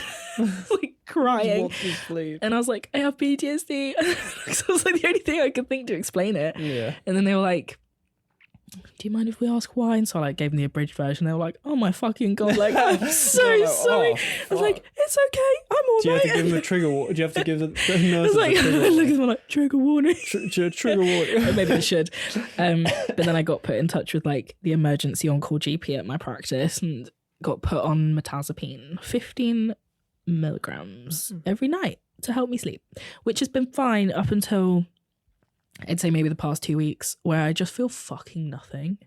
I'm so numb and I really want to cry. Like, I'm a huge advocate same. for crying. Fucking love crying. Nothing's happening for I haven't me. been able to cry since I've been on my antidepressants. Hey, I would rather cry. I also think I've gained weight, which isn't a problem, but I'd rather not. And I'm not sleeping well the past few nights. I'm not fucking sleeping again. So I'm like, why the fuck am I taking these little chubby making pills? Chubby making. Chubby making numb pills. What, weed? Yeah. Barely. Like I don't smoke that much anyway. Like I get like a 3.5 and it lasts me 6 months. I'm not a big smoker unless I've got time. Yeah. Which I don't. Busy bee. I'm so busy. They hate to see a girl boss. They hate to see a girl boss sleeping. I'm very busy. But yeah, I'm not smoking, so it's just Yeah. Okay. Yeah. No, it's tough, isn't it? And I mean, on top of that, like, do you still? So has the night panic stopped as much? Yeah, I had like one time where I woke up and I could like feel it, but it was like under my bones. Oh yeah. So I was like checking to the toilet and I was like, mad, if I wasn't medicated right now, I would be in trouble. Yeah. But that's only happened once. I get that. So, I had a stage of night panic a few years ago, which just left me like, it absolutely killed me. Lost a bunch of weight because of it and was just not healthy. Panic is the worst. Oh yeah. But we don't know her, but yeah. So the stuff that I'm on, like, even if I've been close to like maybe 3 attacks since I started it back at the end of August, and it does take you right to that lip, and then you come off and you come back and you're good, and it's not too bad. But yeah, no, luckily there's been a lot of situations where I've felt the same thing, where I've been like, oh fuck, if I wasn't on these pills, I'd be fucking crazy right now, crazy. But yeah, it's oh, it's so difficult. Like when I was having this flu, like when I was hallucinating and shit, anxiety was just like fucking so high. I was like, I've got some lorazepam as like my kind of get out jail free card. I'm like, right, if shit gets real bad, I'll just pop one of those and it will knock me right out. Yeah. But I was so ill that I couldn't even go and pick one up or touch one. I was just like, no, being out like that. Yeah, it was horrible. But like, I completely empathize with you on the night terrors and the night anxiety. And that's someone who the only kind of trauma and the PTSD I carry is doesn't. I mean, we had this conversation last time. I say, like, I can say, yeah, it does not quantify with what you've experienced at all. But, you know, trauma is trauma. Everyone goes through the same. So everyone has their. Really like when people. I remember having this conversation with my partner and he was like, oh, but this is nothing like what you've gone through. It's like, just because I'm holding the fucking full deck of cards right now on trauma does not mean, like, it's like if I broke I've got a shiny Charizard of trauma. If I broke all the bones in my body, does not mean that because you've got a broken arm, it doesn't still hurt. Yeah. Like, it doesn't quantify like that. That's not how trauma works. But yeah, I don't know. I don't really want to be on them because I'd rather feel. And like, if I'm going to have night terrors, I'll just spend that £10 I spend on a fucking prescription on more weed and get high and go back to bed. Like, yeah. I mean, this is the first and only thing you've tried so far. Yeah. Just try something new. Just keep going through. I don't know. I'm still, like, last time, again, the missing episode that will never be posted. I was basically asking Matt about his experiences with antidepressants because I have never been on any. And I was really unsure. I was like, I don't really think being on antidepressants is for me. But I'm now on antidepressants. And I, honestly, like, I feel a little bit like I've been snuck up on, I guess, in a way. Because when I talked to the GP, she was the one that diagnosed me with PTSD. So I was like, hi, I need sleeping pills. And she was like, hi, Amelia, I thought you might call back. Like, Thank you. Hi, I'm my favorite PTSD patient. She was like, you're really traumatized. I'm like, oh my God, no way. But then I said to her, I was like, I don't want to be on antidepressants. And she was like, well, I'm going to prescribe you these antidepressants, but they're not antidepressants. They're for sleep. And it's like, okay, bitch, but like, there's still antidepressants. And I now feel nothing, which for me is worse because I value my feelings highly. Yeah, that's good. Yeah, and I mean, even the bad ones. You got to feel your bad ones to know what the good ones are like. Yeah, for real. Yeah, I mean, I agree with you in a lot of ways, but I also I do understand. So obviously, I had the same spiel with when I got put on these because they're not an SSRI, they're an SNRI, which don't ask me to compare the differences because I don't know. You're not a pharmacist. I'm not a pharmacist. And yeah, so I was just like, look, I can't hack antidepressants. But I mean, in this, very grateful to actually have like a tailor-made fucking like actual conversation with an actual private psychiatrist. Yeah. So I had someone who could actually be like, okay, we're not gonna, because I think one of my big, and I don't know if it's more of a paranoid thing, but I think there is an essence of truth to it, where like when you do see a regular NHS GP on these things, they will lean towards the cheaper and more universal method first, which is, in my opinion, dangerous because I think it's led a lot of people down roads that they shouldn't go down. Yeah. From my perspective, definitely not particularly bad. Like, I know, like, feeling numb is not fun at all and stuff like that. But I think it's already good that the first and only antidepressant you've been on hasn't sent you the other way. Yeah. Because that's what has happened to people and me, and that's the scary thing. I don't have very far to go the other way. Like, I'm kind of at crisis points otherwise. True.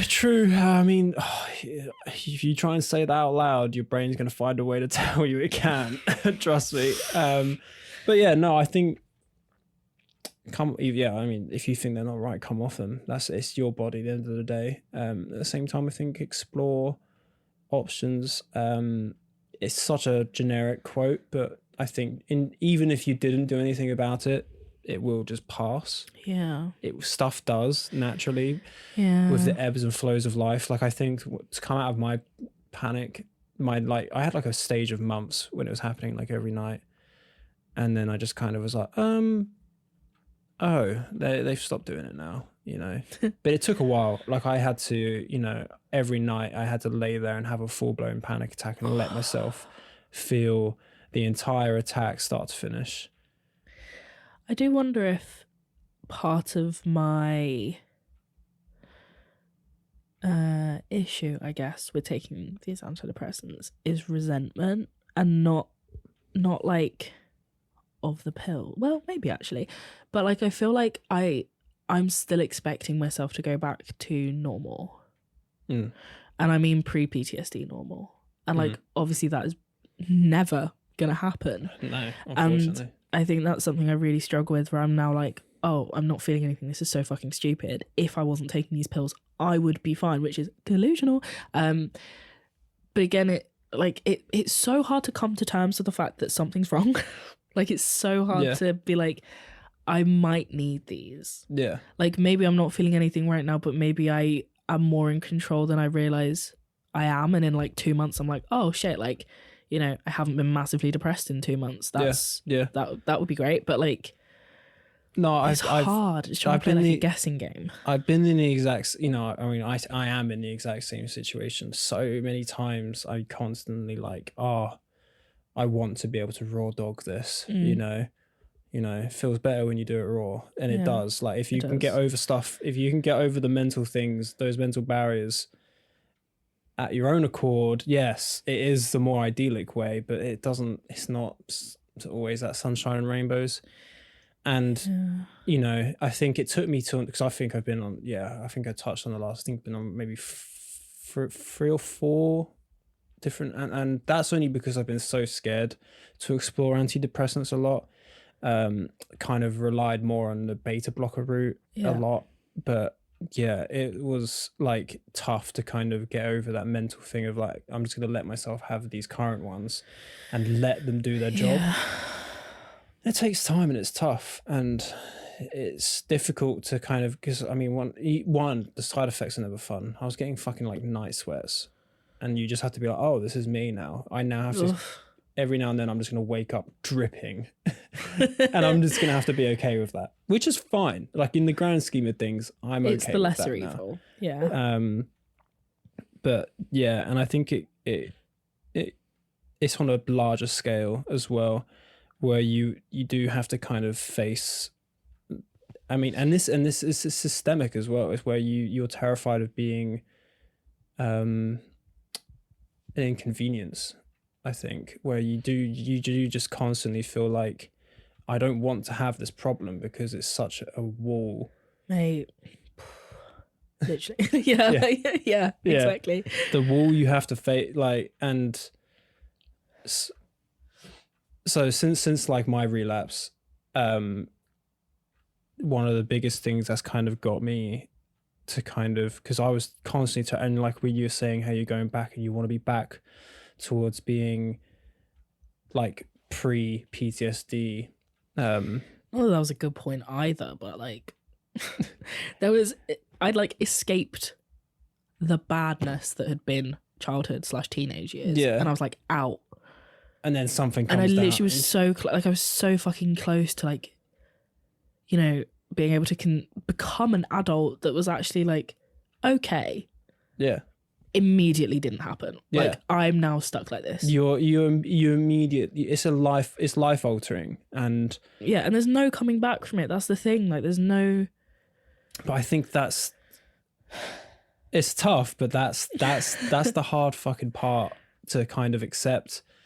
That it's like, okay, that's happened now, and my you know my relapse and comparison to what you've happened, they're very different things. Means just mine's shitting myself in a bush compared to your you know, like the things around the things that happened to me brought back a lot, and you're immediately trying to claw at past memories and past versions of yourself to try and find that new person, because the main thing is the loss of identity.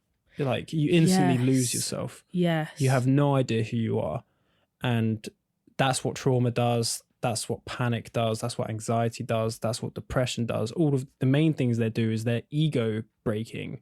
You know, we keep constantly explore, like you think, oh fuck, like, oh, I've got to take some mushrooms. That's how I'm going to explore ego death. No. Just have something fucking traumatizing happen to you. That's how you're going to have your whole life turned. And I think I can't even remember where I read this, and it's something super simple, and it's only really in hindsight, since kind of being in a better place that I'm in now, is realizing that where I'm constantly for like the last 2 years, I've constantly been like, I want to be that person that I was before. Yeah. And I'm constantly thinking that, and you're constantly looking backwards, you're constantly looking into your past. You start to realize you can't drive just looking through your rearview mirror. Yeah. You can't do that. And, you know, I think trying to look into the past to find a future is literally just fundamentally impossible. I think that I want to say I don't do that, but what I do is rather like the kind of understanding of stability that I have is placed in the past. So I'm trying to recreate that or get back to that. Yeah. Ultimately, that was also not stability. So I'm kind of like, I don't know what stable is necessarily. And I also don't have ways to express a lot of feelings, in particular anger, which has left me at this really difficult position now where, you know, I'm taking these antidepressants and I'm okay. But because I'm okay, I'm also like panicking because nothing's wrong. Yeah. That's the first time that's ever happened for me. Yeah.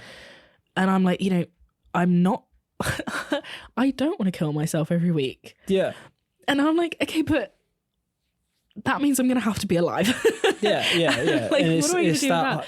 You're used to the fact that there's no longer this hypersensitivity perspective. And I'm so focused on the future as well. Like, oh my fucking God, I can't wait to be a doctor. Like, this is the other thing. Like, I'm not going to kill myself because I'm literally too obsessed with myself. I have things to do. I'm too busy. I am too hot. Too hot to it die. would be such a loss for the general public if I were Yeah. to die. But everything's also tainted now. Like, what I want to do, frankly, is come off the antidepressants and just lose my fucking mind. I want to go insane. I think it would be really good for me. Like, I want to run through the streets of Liverpool naked, covered in blood and screaming. And I really think that would be good for me because there's so much anger that I can't get out and I'm just stuck with it. And that's the other thing. Like, maybe I'm not depressed now, but I'm still very fucking angry. Yeah. And I don't think they make pills for angry people. It's weird. It's weird. No, I mean, that's got, yeah. So to touch on a subject similar, and I think especially like, so with talking to my therapist a lot at the moment, I've been in a really good place, you know, like I think the medication and going to uni and finally getting over that lip and actually experiencing life, Yeah. and, you know, I can leave the fucking house again without having like 5 panic attacks. So I'm actually doing well, surprisingly. And we're proud of you. Thank you. But I have that same, like, I'm empathizing with you so well because it's like I talk, and I say this might be a bit heavy. We've been heavy this entire fucking podcast.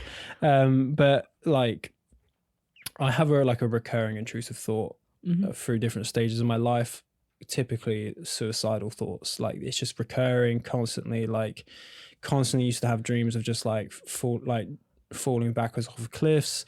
The most recent one, like, I think since the relapse, I had this recurring thought of just constantly, like, as soon as my mind was idle, it would be thinking about this, of just me tied behind a car by my neck and just being dragged. And it just you couldn't think straight. Like, I just would be like, if I'm not thinking about anything, that's what's playing in my mind. And since being on the meds, since being at uni, that's all gone. But what's in its place, I mean, it's still better, but it's just rage. It's just fire. And it's because finally, and I don't know if this is relatable to you, I hope it is, but if not, then this is just me. But where I've had a moment to breathe and accept and cope with the trauma, I am finally so revengeful of the former self that's gone through it, and so, you know, there's just so much. There's just this, you know, it's just this ball of rage because I've had to experience so much to get here, and it's like, how fucking dare they? How fucking dare I? You know, it's just this complete, and it's touching on all, and this stems all the way back because, you know, as much as looking forward and shit is easy, you know, the craziest thing about making progress like I have recently is almost immediately it feels more clear about what parts of your past have affected you the most. And so this burning rage stems from simply just the way I was spoken to as a kid, or just that tiny bit of trauma that has snowballed to what it is today. Yep. And so this is, I share with you that same thing where because you lose that emotional fatigue, you're no longer like depressed and exhausted. I'm not like, I don't want to kill myself, I want to kill something. Oh yeah. You know, it's a complete, for me it's men. Yeah, for me it's men. Yeah, for me it's the system, I think. And it's because of what, like, and this is more like, don't get me wrong, men in general bad, you know, but on a personal level, I think for you and a personal level for me is because it hasn't done something for you. It hasn't fulfilled, you know, it hasn't fulfilled its job in like what it should be. And so, you know, for me, it's what I experienced as a child and things that I don't want to go too into to kind of keep the podcast brief. But yeah, so like that has led to me being very anti-establishment, has led to me being very against the education system and the way people are trained around me and the influence people can have around me, and being failed by that. Yeah. And that's the rage, you know. And then obviously there's aspects of my relationship with my parents, with old school friends and family in general. You know, I read a lot of like the Philip Larkin poem, Your Parents Fuck You Up. Like that sits with me so powerfully, because there's just this intense rage where no longer do I feel like I need to kind of break down and just mourn, but I actually want to avenge that version of myself. I literally feel very heard in everything that you've just said, because it is pretty much the same for me. Like, my intrusive thoughts since Libby have not been of killing myself, although sometimes to treat myself, like, you know, why not? But have rather been of like every possible horrific way in which everyone I love and care about could die very suddenly. And I think we touched on sudden death in the mystical episode. The forgotten episode. But the forgotten episode. But yeah, now that I think that is it. Like, I don't have those thoughts anymore. And so left in its place is that anger. And I also share a lot of your disappointment in the education system and in establishment and stuff like that, because it also failed me hugely. And that has its own anger. And then issues with my parents, and that has its own anger. And there's so much that has happened that when you take off that kind of blanket of depression or anxiety or like OCD or whatever it is, and you're just left with what's happened, you can't go back and fix it. Like, you can't, there is no real way to avenge it. Like, no, there's the only adult way to respond is to work through it healthily. Yeah. And that's also and just sit difficult. Like, you have to be with it. You have to carry that weight. And that's just, and I think the frustration is there because you're now like, fuck, this is now part of me. Yeah. You know, you're like, fuck, like for you, you know, now Libby is part of you indefinitely. Yeah. And that's something that I mean, even since I've known you and since the last times we spoke, your relationship with that dynamic has always been adapting, and it always will. And which is one relieving, because I think I'm confident in you that you'll definitely come to peace with that. Like, and I think so. Like there's always it's that old prison. It's peace or prison. Fucking hell. But it's the same with me. Like, I think, and it gives me confidence that I think eventually I'm going to come to peace with my own trauma, and I think everyone will eventually. I think that's inevitable with time. Yeah. But you have to work on it to get there, though. Yeah, I mean, it's so generational and societal that this sort of perspective even exists. You know, no one can even, like, to think that, you know, my parents or my grandparents or my great-grandparents would ever address a traumatic situation in this way. You know, definitely not. It's basically like, unheard of. So I think it's important that we've now acknowledged that. And it's very reassuring. And progressive, and I don't know. Yeah, it's I that's what I find comfort in. But at the same time, there is that kind of powerful burning rage of anything. Like, every tiny little thing feels like it's another stick on that bonfire of, like, and you're just like, how on earth am I going to put this out? I did, like, gently lean into that kind of angry mania where I reached a point, like, over a month ago, I think, where I relapsed into self-harm, which is something that I've not done since I was 16. Yeah. And that was insane for me because I have, like, a lot of triggers around that. It's the only thing really that can, like, fuck me up apart from the trauma. And it was like, after I'd done it, I was like, stood there and I was like, I feel fine. And that feels so good. Like, it feels so fucking good to lean into. And I was like heavily abusing weed and drink as well. And I was like, I was still getting all my work done. Like, I was still being the boss bitch that I will always remain. But I was like, yeah, this level of destructive insanity, like, if it takes me out, it takes me out. I don't give a fuck. And it was just, even for like that week where I was leaning into that, was so satisfying in this, like, being able to express anger in that way, like, not specifically self-harm, but anything that's detrimental to yourself, I think is so tempting. Yeah. And that's also difficult because you're left with the common sense, the common sense and the rage. And it's like, there's nowhere to put it. And I genuinely have never been taught how to express anger, because that was the predominant abusive emotion in the household. So as a child, I just spent the whole time avoiding it as much as possible and never expressing it. So now what do I do with it, Matt? What? I should pay you like 60 quid now for this. Yeah. Well, fun. Like, I'm really grateful that I'm starting to find those things. I mean, this brings me back to a very hilarious conversation with my therapist. But there's three things that have ever brought me sort of like catharsis or clarity or escape, which has been lifting really heavy at the gym. God, you're strong. Coming and crying. Fuck yeah, a fucking combo. Which has brought this like hilarious conversation with my therapist of the idea of finding a way to do all three at the same time and how hilarious that would be.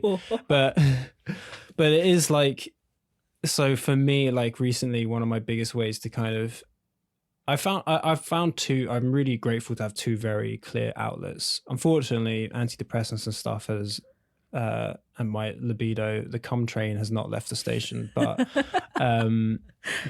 with the others, I mean, and crying as well. Crying's been really not possible for me recently, which really fucking sucks. But lifting is great, and and that's done, like, that's finding that and being able to lift heavy and enjoy wood chopping as well. Oh my god, like all my hobbies are finding ways to basically relieve rage. It seems to be, but then obviously with uni and being creative, like I didn't really realize how therapeutic it can be.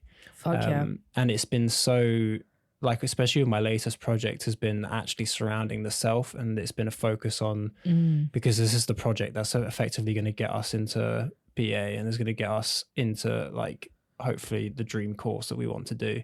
So it is all about the self, and that has been, like, especially like alongside that, having therapy to talk it through, has been incredible in terms of like mental clarity and finding out what's valuable to me. And that's what you've kind of got to do. Like, I think you're carrying so much weight of the trauma of your childhood, but then you can also find what's actually you're carrying from childhood that you hold so valuable as well. True.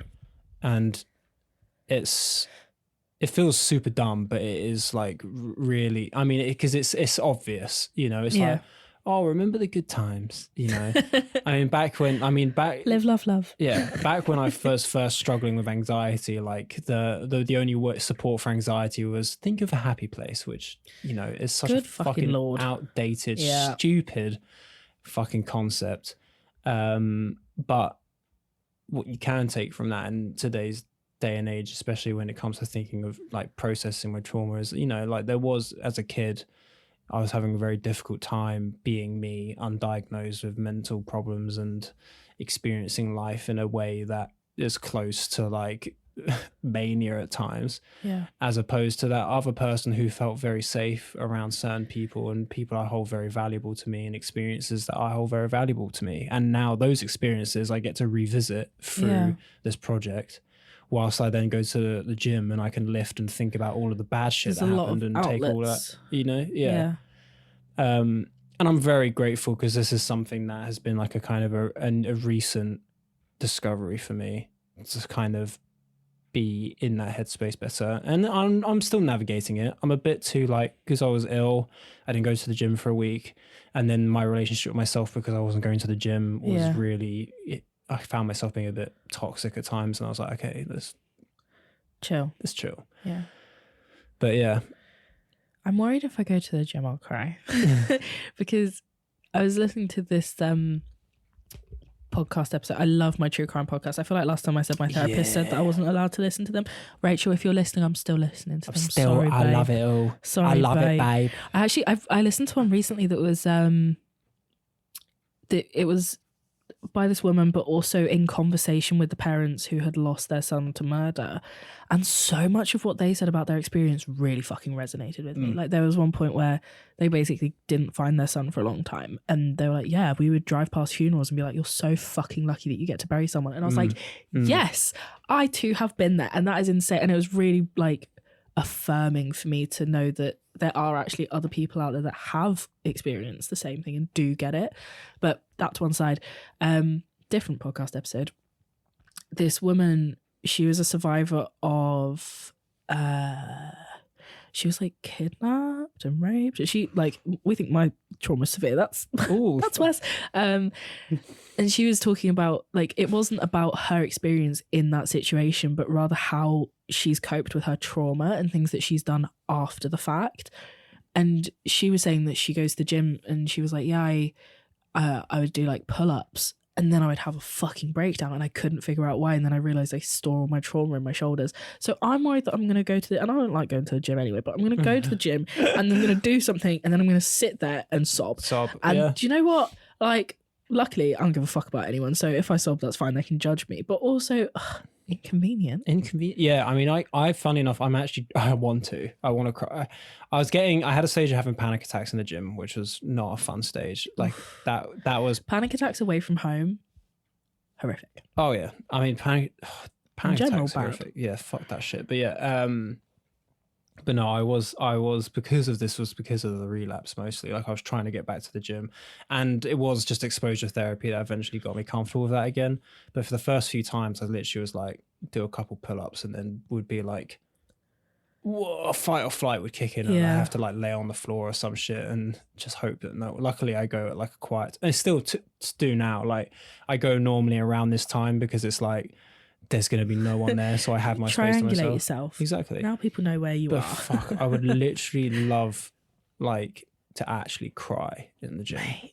It would be fucking beautiful. I mean, like I said, if I could cry and come and lift at the same time, like, there's nothing. I mean, apparently, a friend of mine, I'm not going to name drop him, but it's also kind of hilarious. He, like, because if you do an L sit, which is when you hang and you bring your legs up. Yeah, you bring your legs up. Apparently guys and probably girls, maybe there might be a way. Yeah, apparently you can come. Do. Yeah. And he is adamant that he's managed to orgasm from doing this. So I'm sitting there like, right, I just need to listen to some really, like I want to get like the monologue from like Call Me By Your Name and just fucking sob and then come. And I'll be also lifting at the same time. Mate, do it. I'll just be in the fetal position, like this is the best, but I look like I'm having a horrible time. Do it.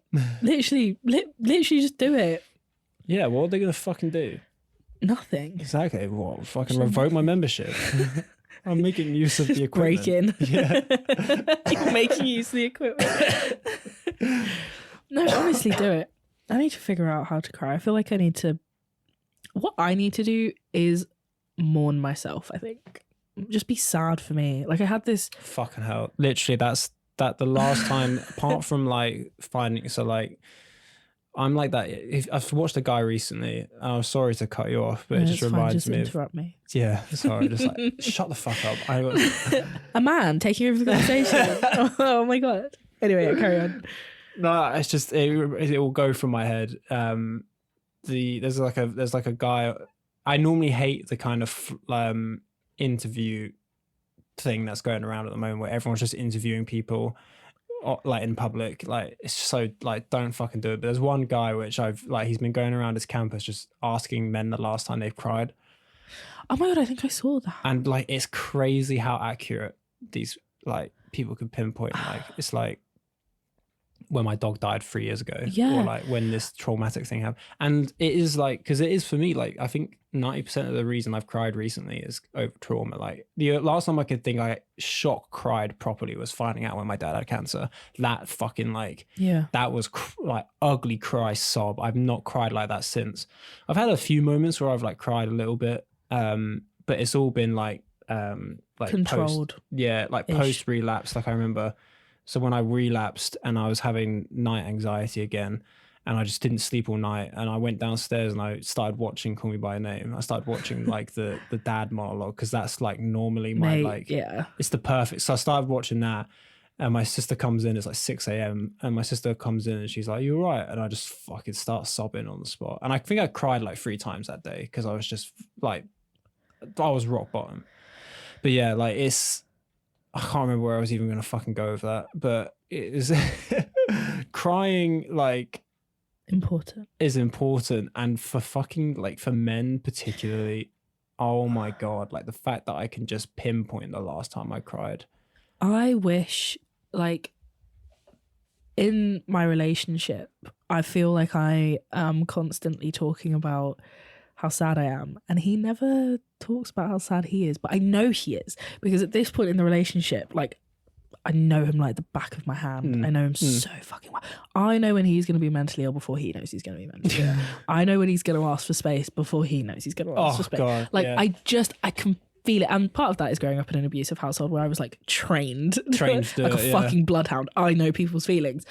But like, oh my God, I want him to fucking talk to me about it. Like, I want him to sit there and be like, yeah, today I'm really sad about XYZ and I'm really angry about XYZ. And I'll be like, fuck yeah. Like, I want to share in that feeling with him the same way that he gives me the space to share mine. What I was saying was about mourning myself. And I had earlier in the year, my friend Dylan and I were drunk. And we were walking around Liverpool in the rain. And we were talking about Libby for some reason. Liverpool in the rain? Oh, fuck. Do you know that's a... Sorry, that's a mall grab song. I know it is. I know it's so... What tune? Thank you, Matt, for interrupting my story. Anyway, Liverpool in the precipitation. Yeah, sorry. Yeah. Liverpool in inclement weather. But yeah, we were walking and I was talking about Libby because when I'm drunk, I talk about her a lot. And when I'm drunk is when I cry, actually. That's when it comes out. So maybe I just need to become an alcoholic. Oh, yeah, that's problematic. Also hereditary, so maybe not. But we were stood in the street and he starts crying. And I was like, Dylan, it's okay. Like, it's fine. And he looks at me and he just goes, Millie, I'm sad for you because you had to go through that. And that was like a fucking like mic drop moment for me. I was like looking at him like, holy fucking shit. And up until that point, like, no one had said something like that to me ever in my life. And like, it really just drove home where I was like, how much of my sadness and anger is for me? Like, how much is for me? Because I have enough situations to be sad and angry about. Yeah.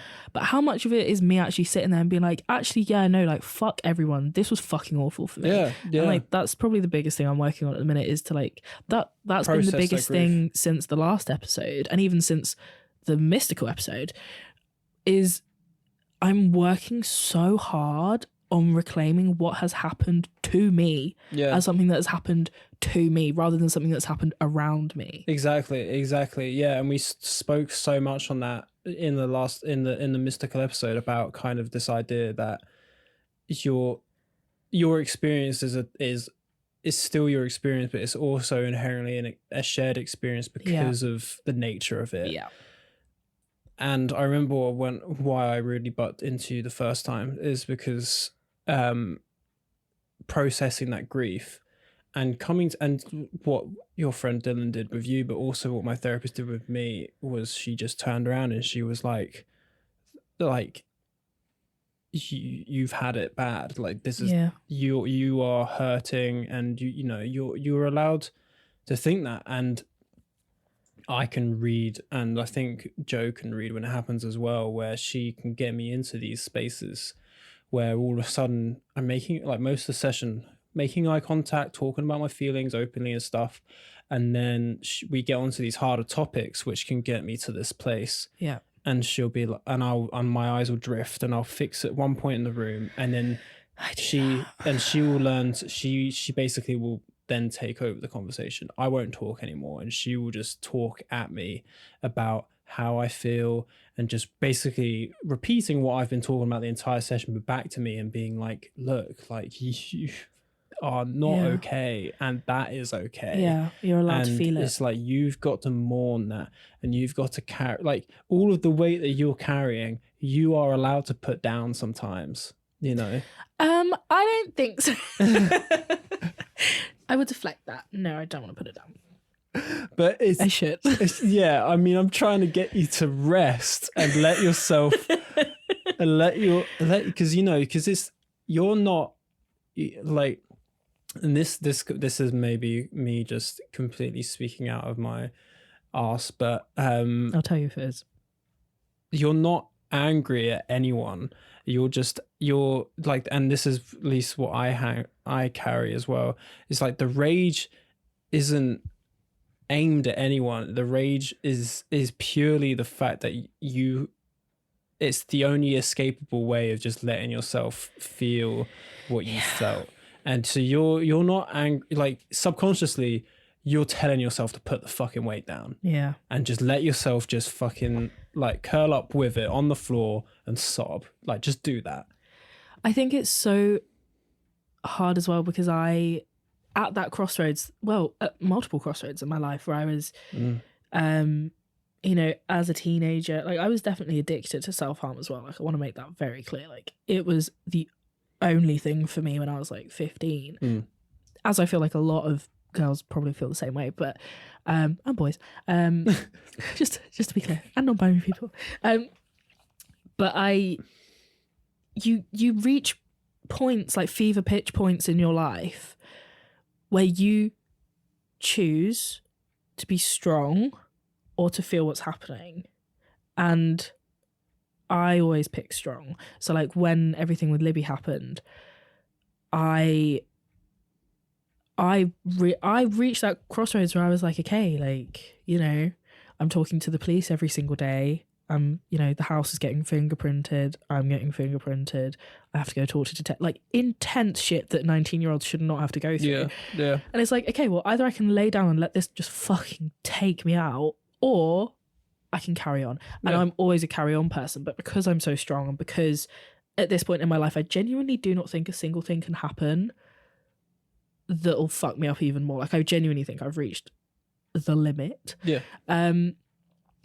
I feel the need to continue to be strong because I'm also like looking out for that next time that someone decides to kick the bucket out of fucking nowhere. Yeah, you've never been trained to put be it strong. down. You haven't been doing, you haven't been doing some boot camp on this is how you're going to be a strong person. Yeah. You've been strong out of necessity, out of stuff that's happened to you as a reaction. I think I'm the same and you're the same, and most people who go through trauma are the same, where we've only had to be strong because we've had to be. Yeah, true. But it sets the precedent. Like, how I will give you £100 if you can tell me how I stop and put it all down.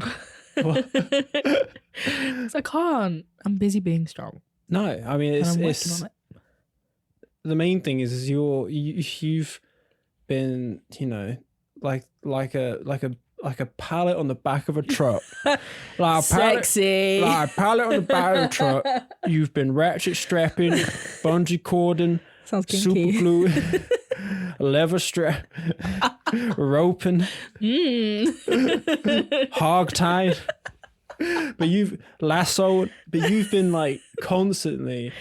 Your little box of trauma has been getting heavier as you've been wrapping around more and more stuff to keep it as secure as possible, because you at no point ever want to let that box fall or get damaged, that you've now reserved so much of your energy on just protecting it. Yeah. So you're you're training the body, but I hate using the word training because it's not a muscle in that sense. It's not active. It's you have to it's just this idea that basically without feeling like you're going backwards or you're regressing, you have to unravel those bungee cords and ratchet straps have to come off, and when they're off, that's when you can figure your shit out. Well, that's just as soon as feel it at least. Yeah, naturally, it's the same as like when you've done. I think it's sometimes the reason why I love hiking. And this is a thing that I hate. I've spent so long assessing is is everything I love only what I love because it gets me away from what I hate? Ooh. And this is a big relationship. This is a big thing I've been struggling with for a long time. But with hiking, for example, so like an actual hike, you know, it's not a comfortable experience. No. Going up a hill is not fucking fun. It's constant body under tension, body under stress. You got a heavy backpack on. You know what feels amazing? Getting down to the bottom of the hill, taking your boots off and taking your backpack off, sitting down and having a fucking like food. And that is like a weird representation for me about what it's like to eventually face those demons and face that kind of part of you and let yourself just take the fucking bag off and just but it's so hard to let that wall down, and I can't, unfortunately. I don't think anyone knows how to like shit fucking hell, no one's going to turn around and tell me how to fucking do this. Yeah, and it's going to be individual, isn't it? Yeah, and I mean, this is what I touched on with, I think it was with Bradley, talking about how with him, he was just like, you go to therapy, and a lot of people think a therapist is going to turn around and be like, this is how you get past this, that, and that. It's not how it works. I love my therapist. I love mine too. Oh. So good. Big up therapists. Big up. So grateful. But yeah. Yeah, you expect. It's tricky because I'm very optimistic for the future and for you as well. But at the same time, it's like that bag and that weight feels like it's fucking like meshed into my body, like into my skin. It's like I feel like I can't physically ever put it down. Yeah. But I know that logically probably one day I can. You're always going to be now. Yeah. You're always going to be riding that though. You know, you're always going to be going from one day being like, this is never going to end. I want to die under the weight of my past experiences. But then at the same time, you're going to be like, I could easily use this to my, this rage is going to push me forward. Yeah. It does for me. Like my research, like I am driven by that anger. Like I don't research this for fun, I don't specialize in this for fun, but also that anger drives me into other situations where it's like I want to walk into a room of probably majoritatively men, because philosophy is mostly men. Yeah. And I was talking about this with my therapist, and she was like, you like being a bit of a vigilante, and I was like, yeah. I do. I like walking into a room and like being hot and then sitting down and being like, by the way, fuck you, like, by the way, I'm a doctor. By the way, that's doctor, also fuck you. Yeah. Also, and it just assault. I mean, maybe not, but that's my kind of debate. Yeah, I mean, yours is definitely more on a monumental scale, but my stint into philosophy is a trauma response for sure. Like reason for life things. Yeah, it's just looking for, because you're just looking for inherent answers. And a lot of this is like, funny enough, is when I go into therapy and I'm talking with Joe, is when I start bringing up all of the weird abstract ideas to help me cope with day-to-day life. And it's me who's doing all the research, and it's me who's, it's the book there as well. Like I don't give myself a break. I'm not reading, like I've got Pride and Prejudice there, great book, but no, I'm reading Presentation of the Self in Everyday Life, which is a constant like analysis of why people are the way they are and how they perform for each other. I do put a lot of responsibility, I guess, on philosophy for how okay I am. Because I think same as well. It's just when you study philosophy, you do realise that nothing matters. Like it's everything's pointless. And either you take that and you just are filled with fucking dread, in which case, congratulations, you're probably fine. Or you look at it and you're like, oh, well, that's a fucking relief. Yeah. And then being able to like when everything with Livy happened, I threw myself into uni hardcore. Like my attendance wasn't marked, but you bet your ass I got all my assignments in. I graduated on time. I was like doing this shit. And it was a distraction technique, but also like so necessary for me, and still is. And it's so, I find it very comforting to sit down and read philosophy and be like, cool, like we can just think. We can just think and like not do anything else for now. And like that really works for me. I love that topic so much. Like, I love being able to walk around now and be like, oh yeah, I'm a philosopher. People are like, whoa. I mean, philosophy is still, it's just a big thing, isn't it? Oh, fucking massive. It's just because it's, yeah, I mean, it's the groundworks to everything. Literally everything. Why we are the way we are.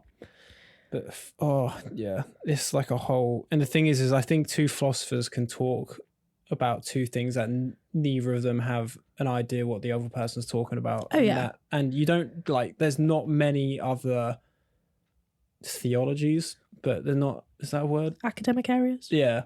There's not many other ologies that can be, you know, a thing. With. I love it. It's, yeah, like when I started my PhD, I was really worried because like my knowledge of classics, for instance, is so limited. Like I don't give a fuck about Aristotle or Socrates. Like I know of them. Socrates, I know the nuts, key theories, but like, and I don't care. Armchair philosophy, like metaphysics, get in the bin. Like if it's not, I don't know if I brought this up last time, but my partner says that I should start a podcast called Hot Girl Philosophy, where I literally just make everything dumb and like ways that I can understand it, because that's the other thing. Like I'm still layman's in a lot of these areas. But yeah, when I started my PhD, I was worried because I was like, fuck, I don't know everything. Yeah. And I feel like I should, but nobody in the department does. We all know our areas really well. Other than that, nah, nothing, mate. Like you might have a slight referential position, but like a layman's understanding. Everyone only knows their area because philosophy is so big, but luckily a lot of it crosses over into each other, so you can like apply different theories to different theories. Yeah, but I love it. I love it, and everyone's invited to the conversation. That's the other thing. People are like, I don't have a degree in philosophy. You don't need a fucking degree in anything to join in philosophy. Like, just have a thought. Unless you're Albert Camus, in which case he can fucking die again. I hate that man.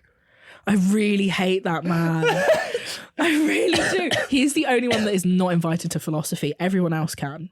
Sick. But he also said he wasn't a philosopher, so I mean, I guess it's fine, but God, I'd fucking curb stomp him.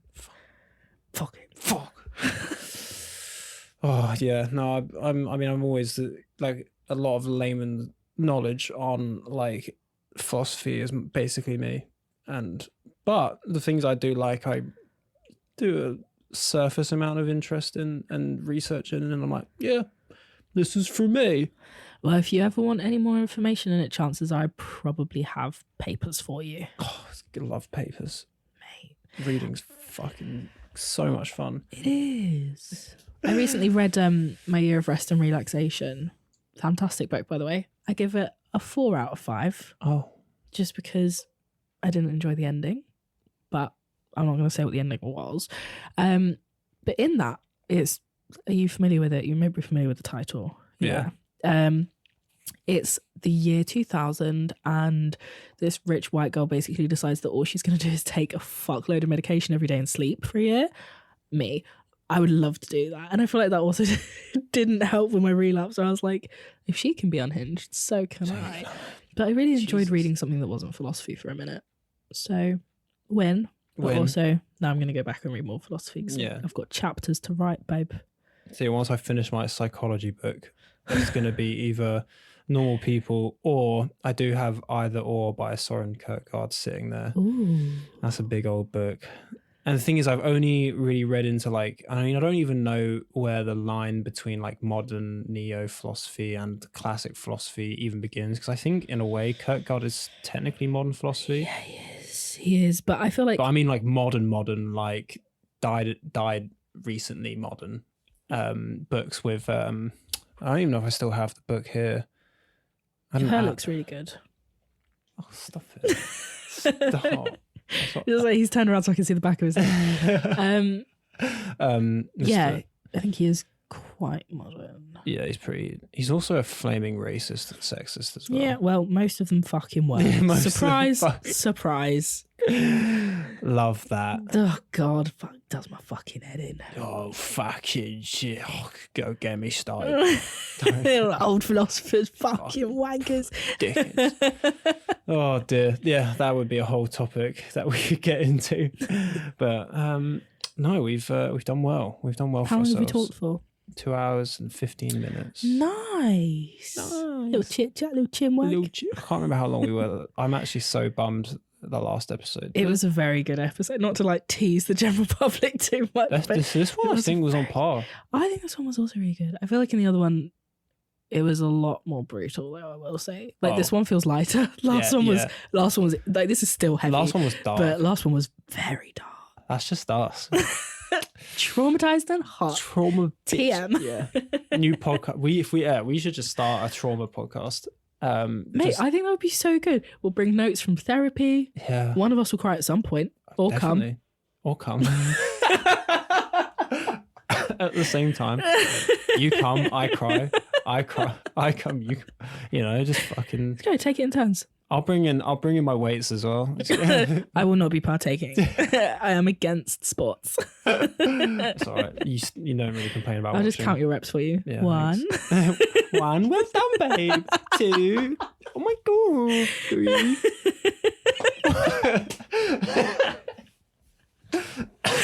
Absolutely. It sounds great. This is a business plan. Amazing. All right. I'll start writing notes down now. That's the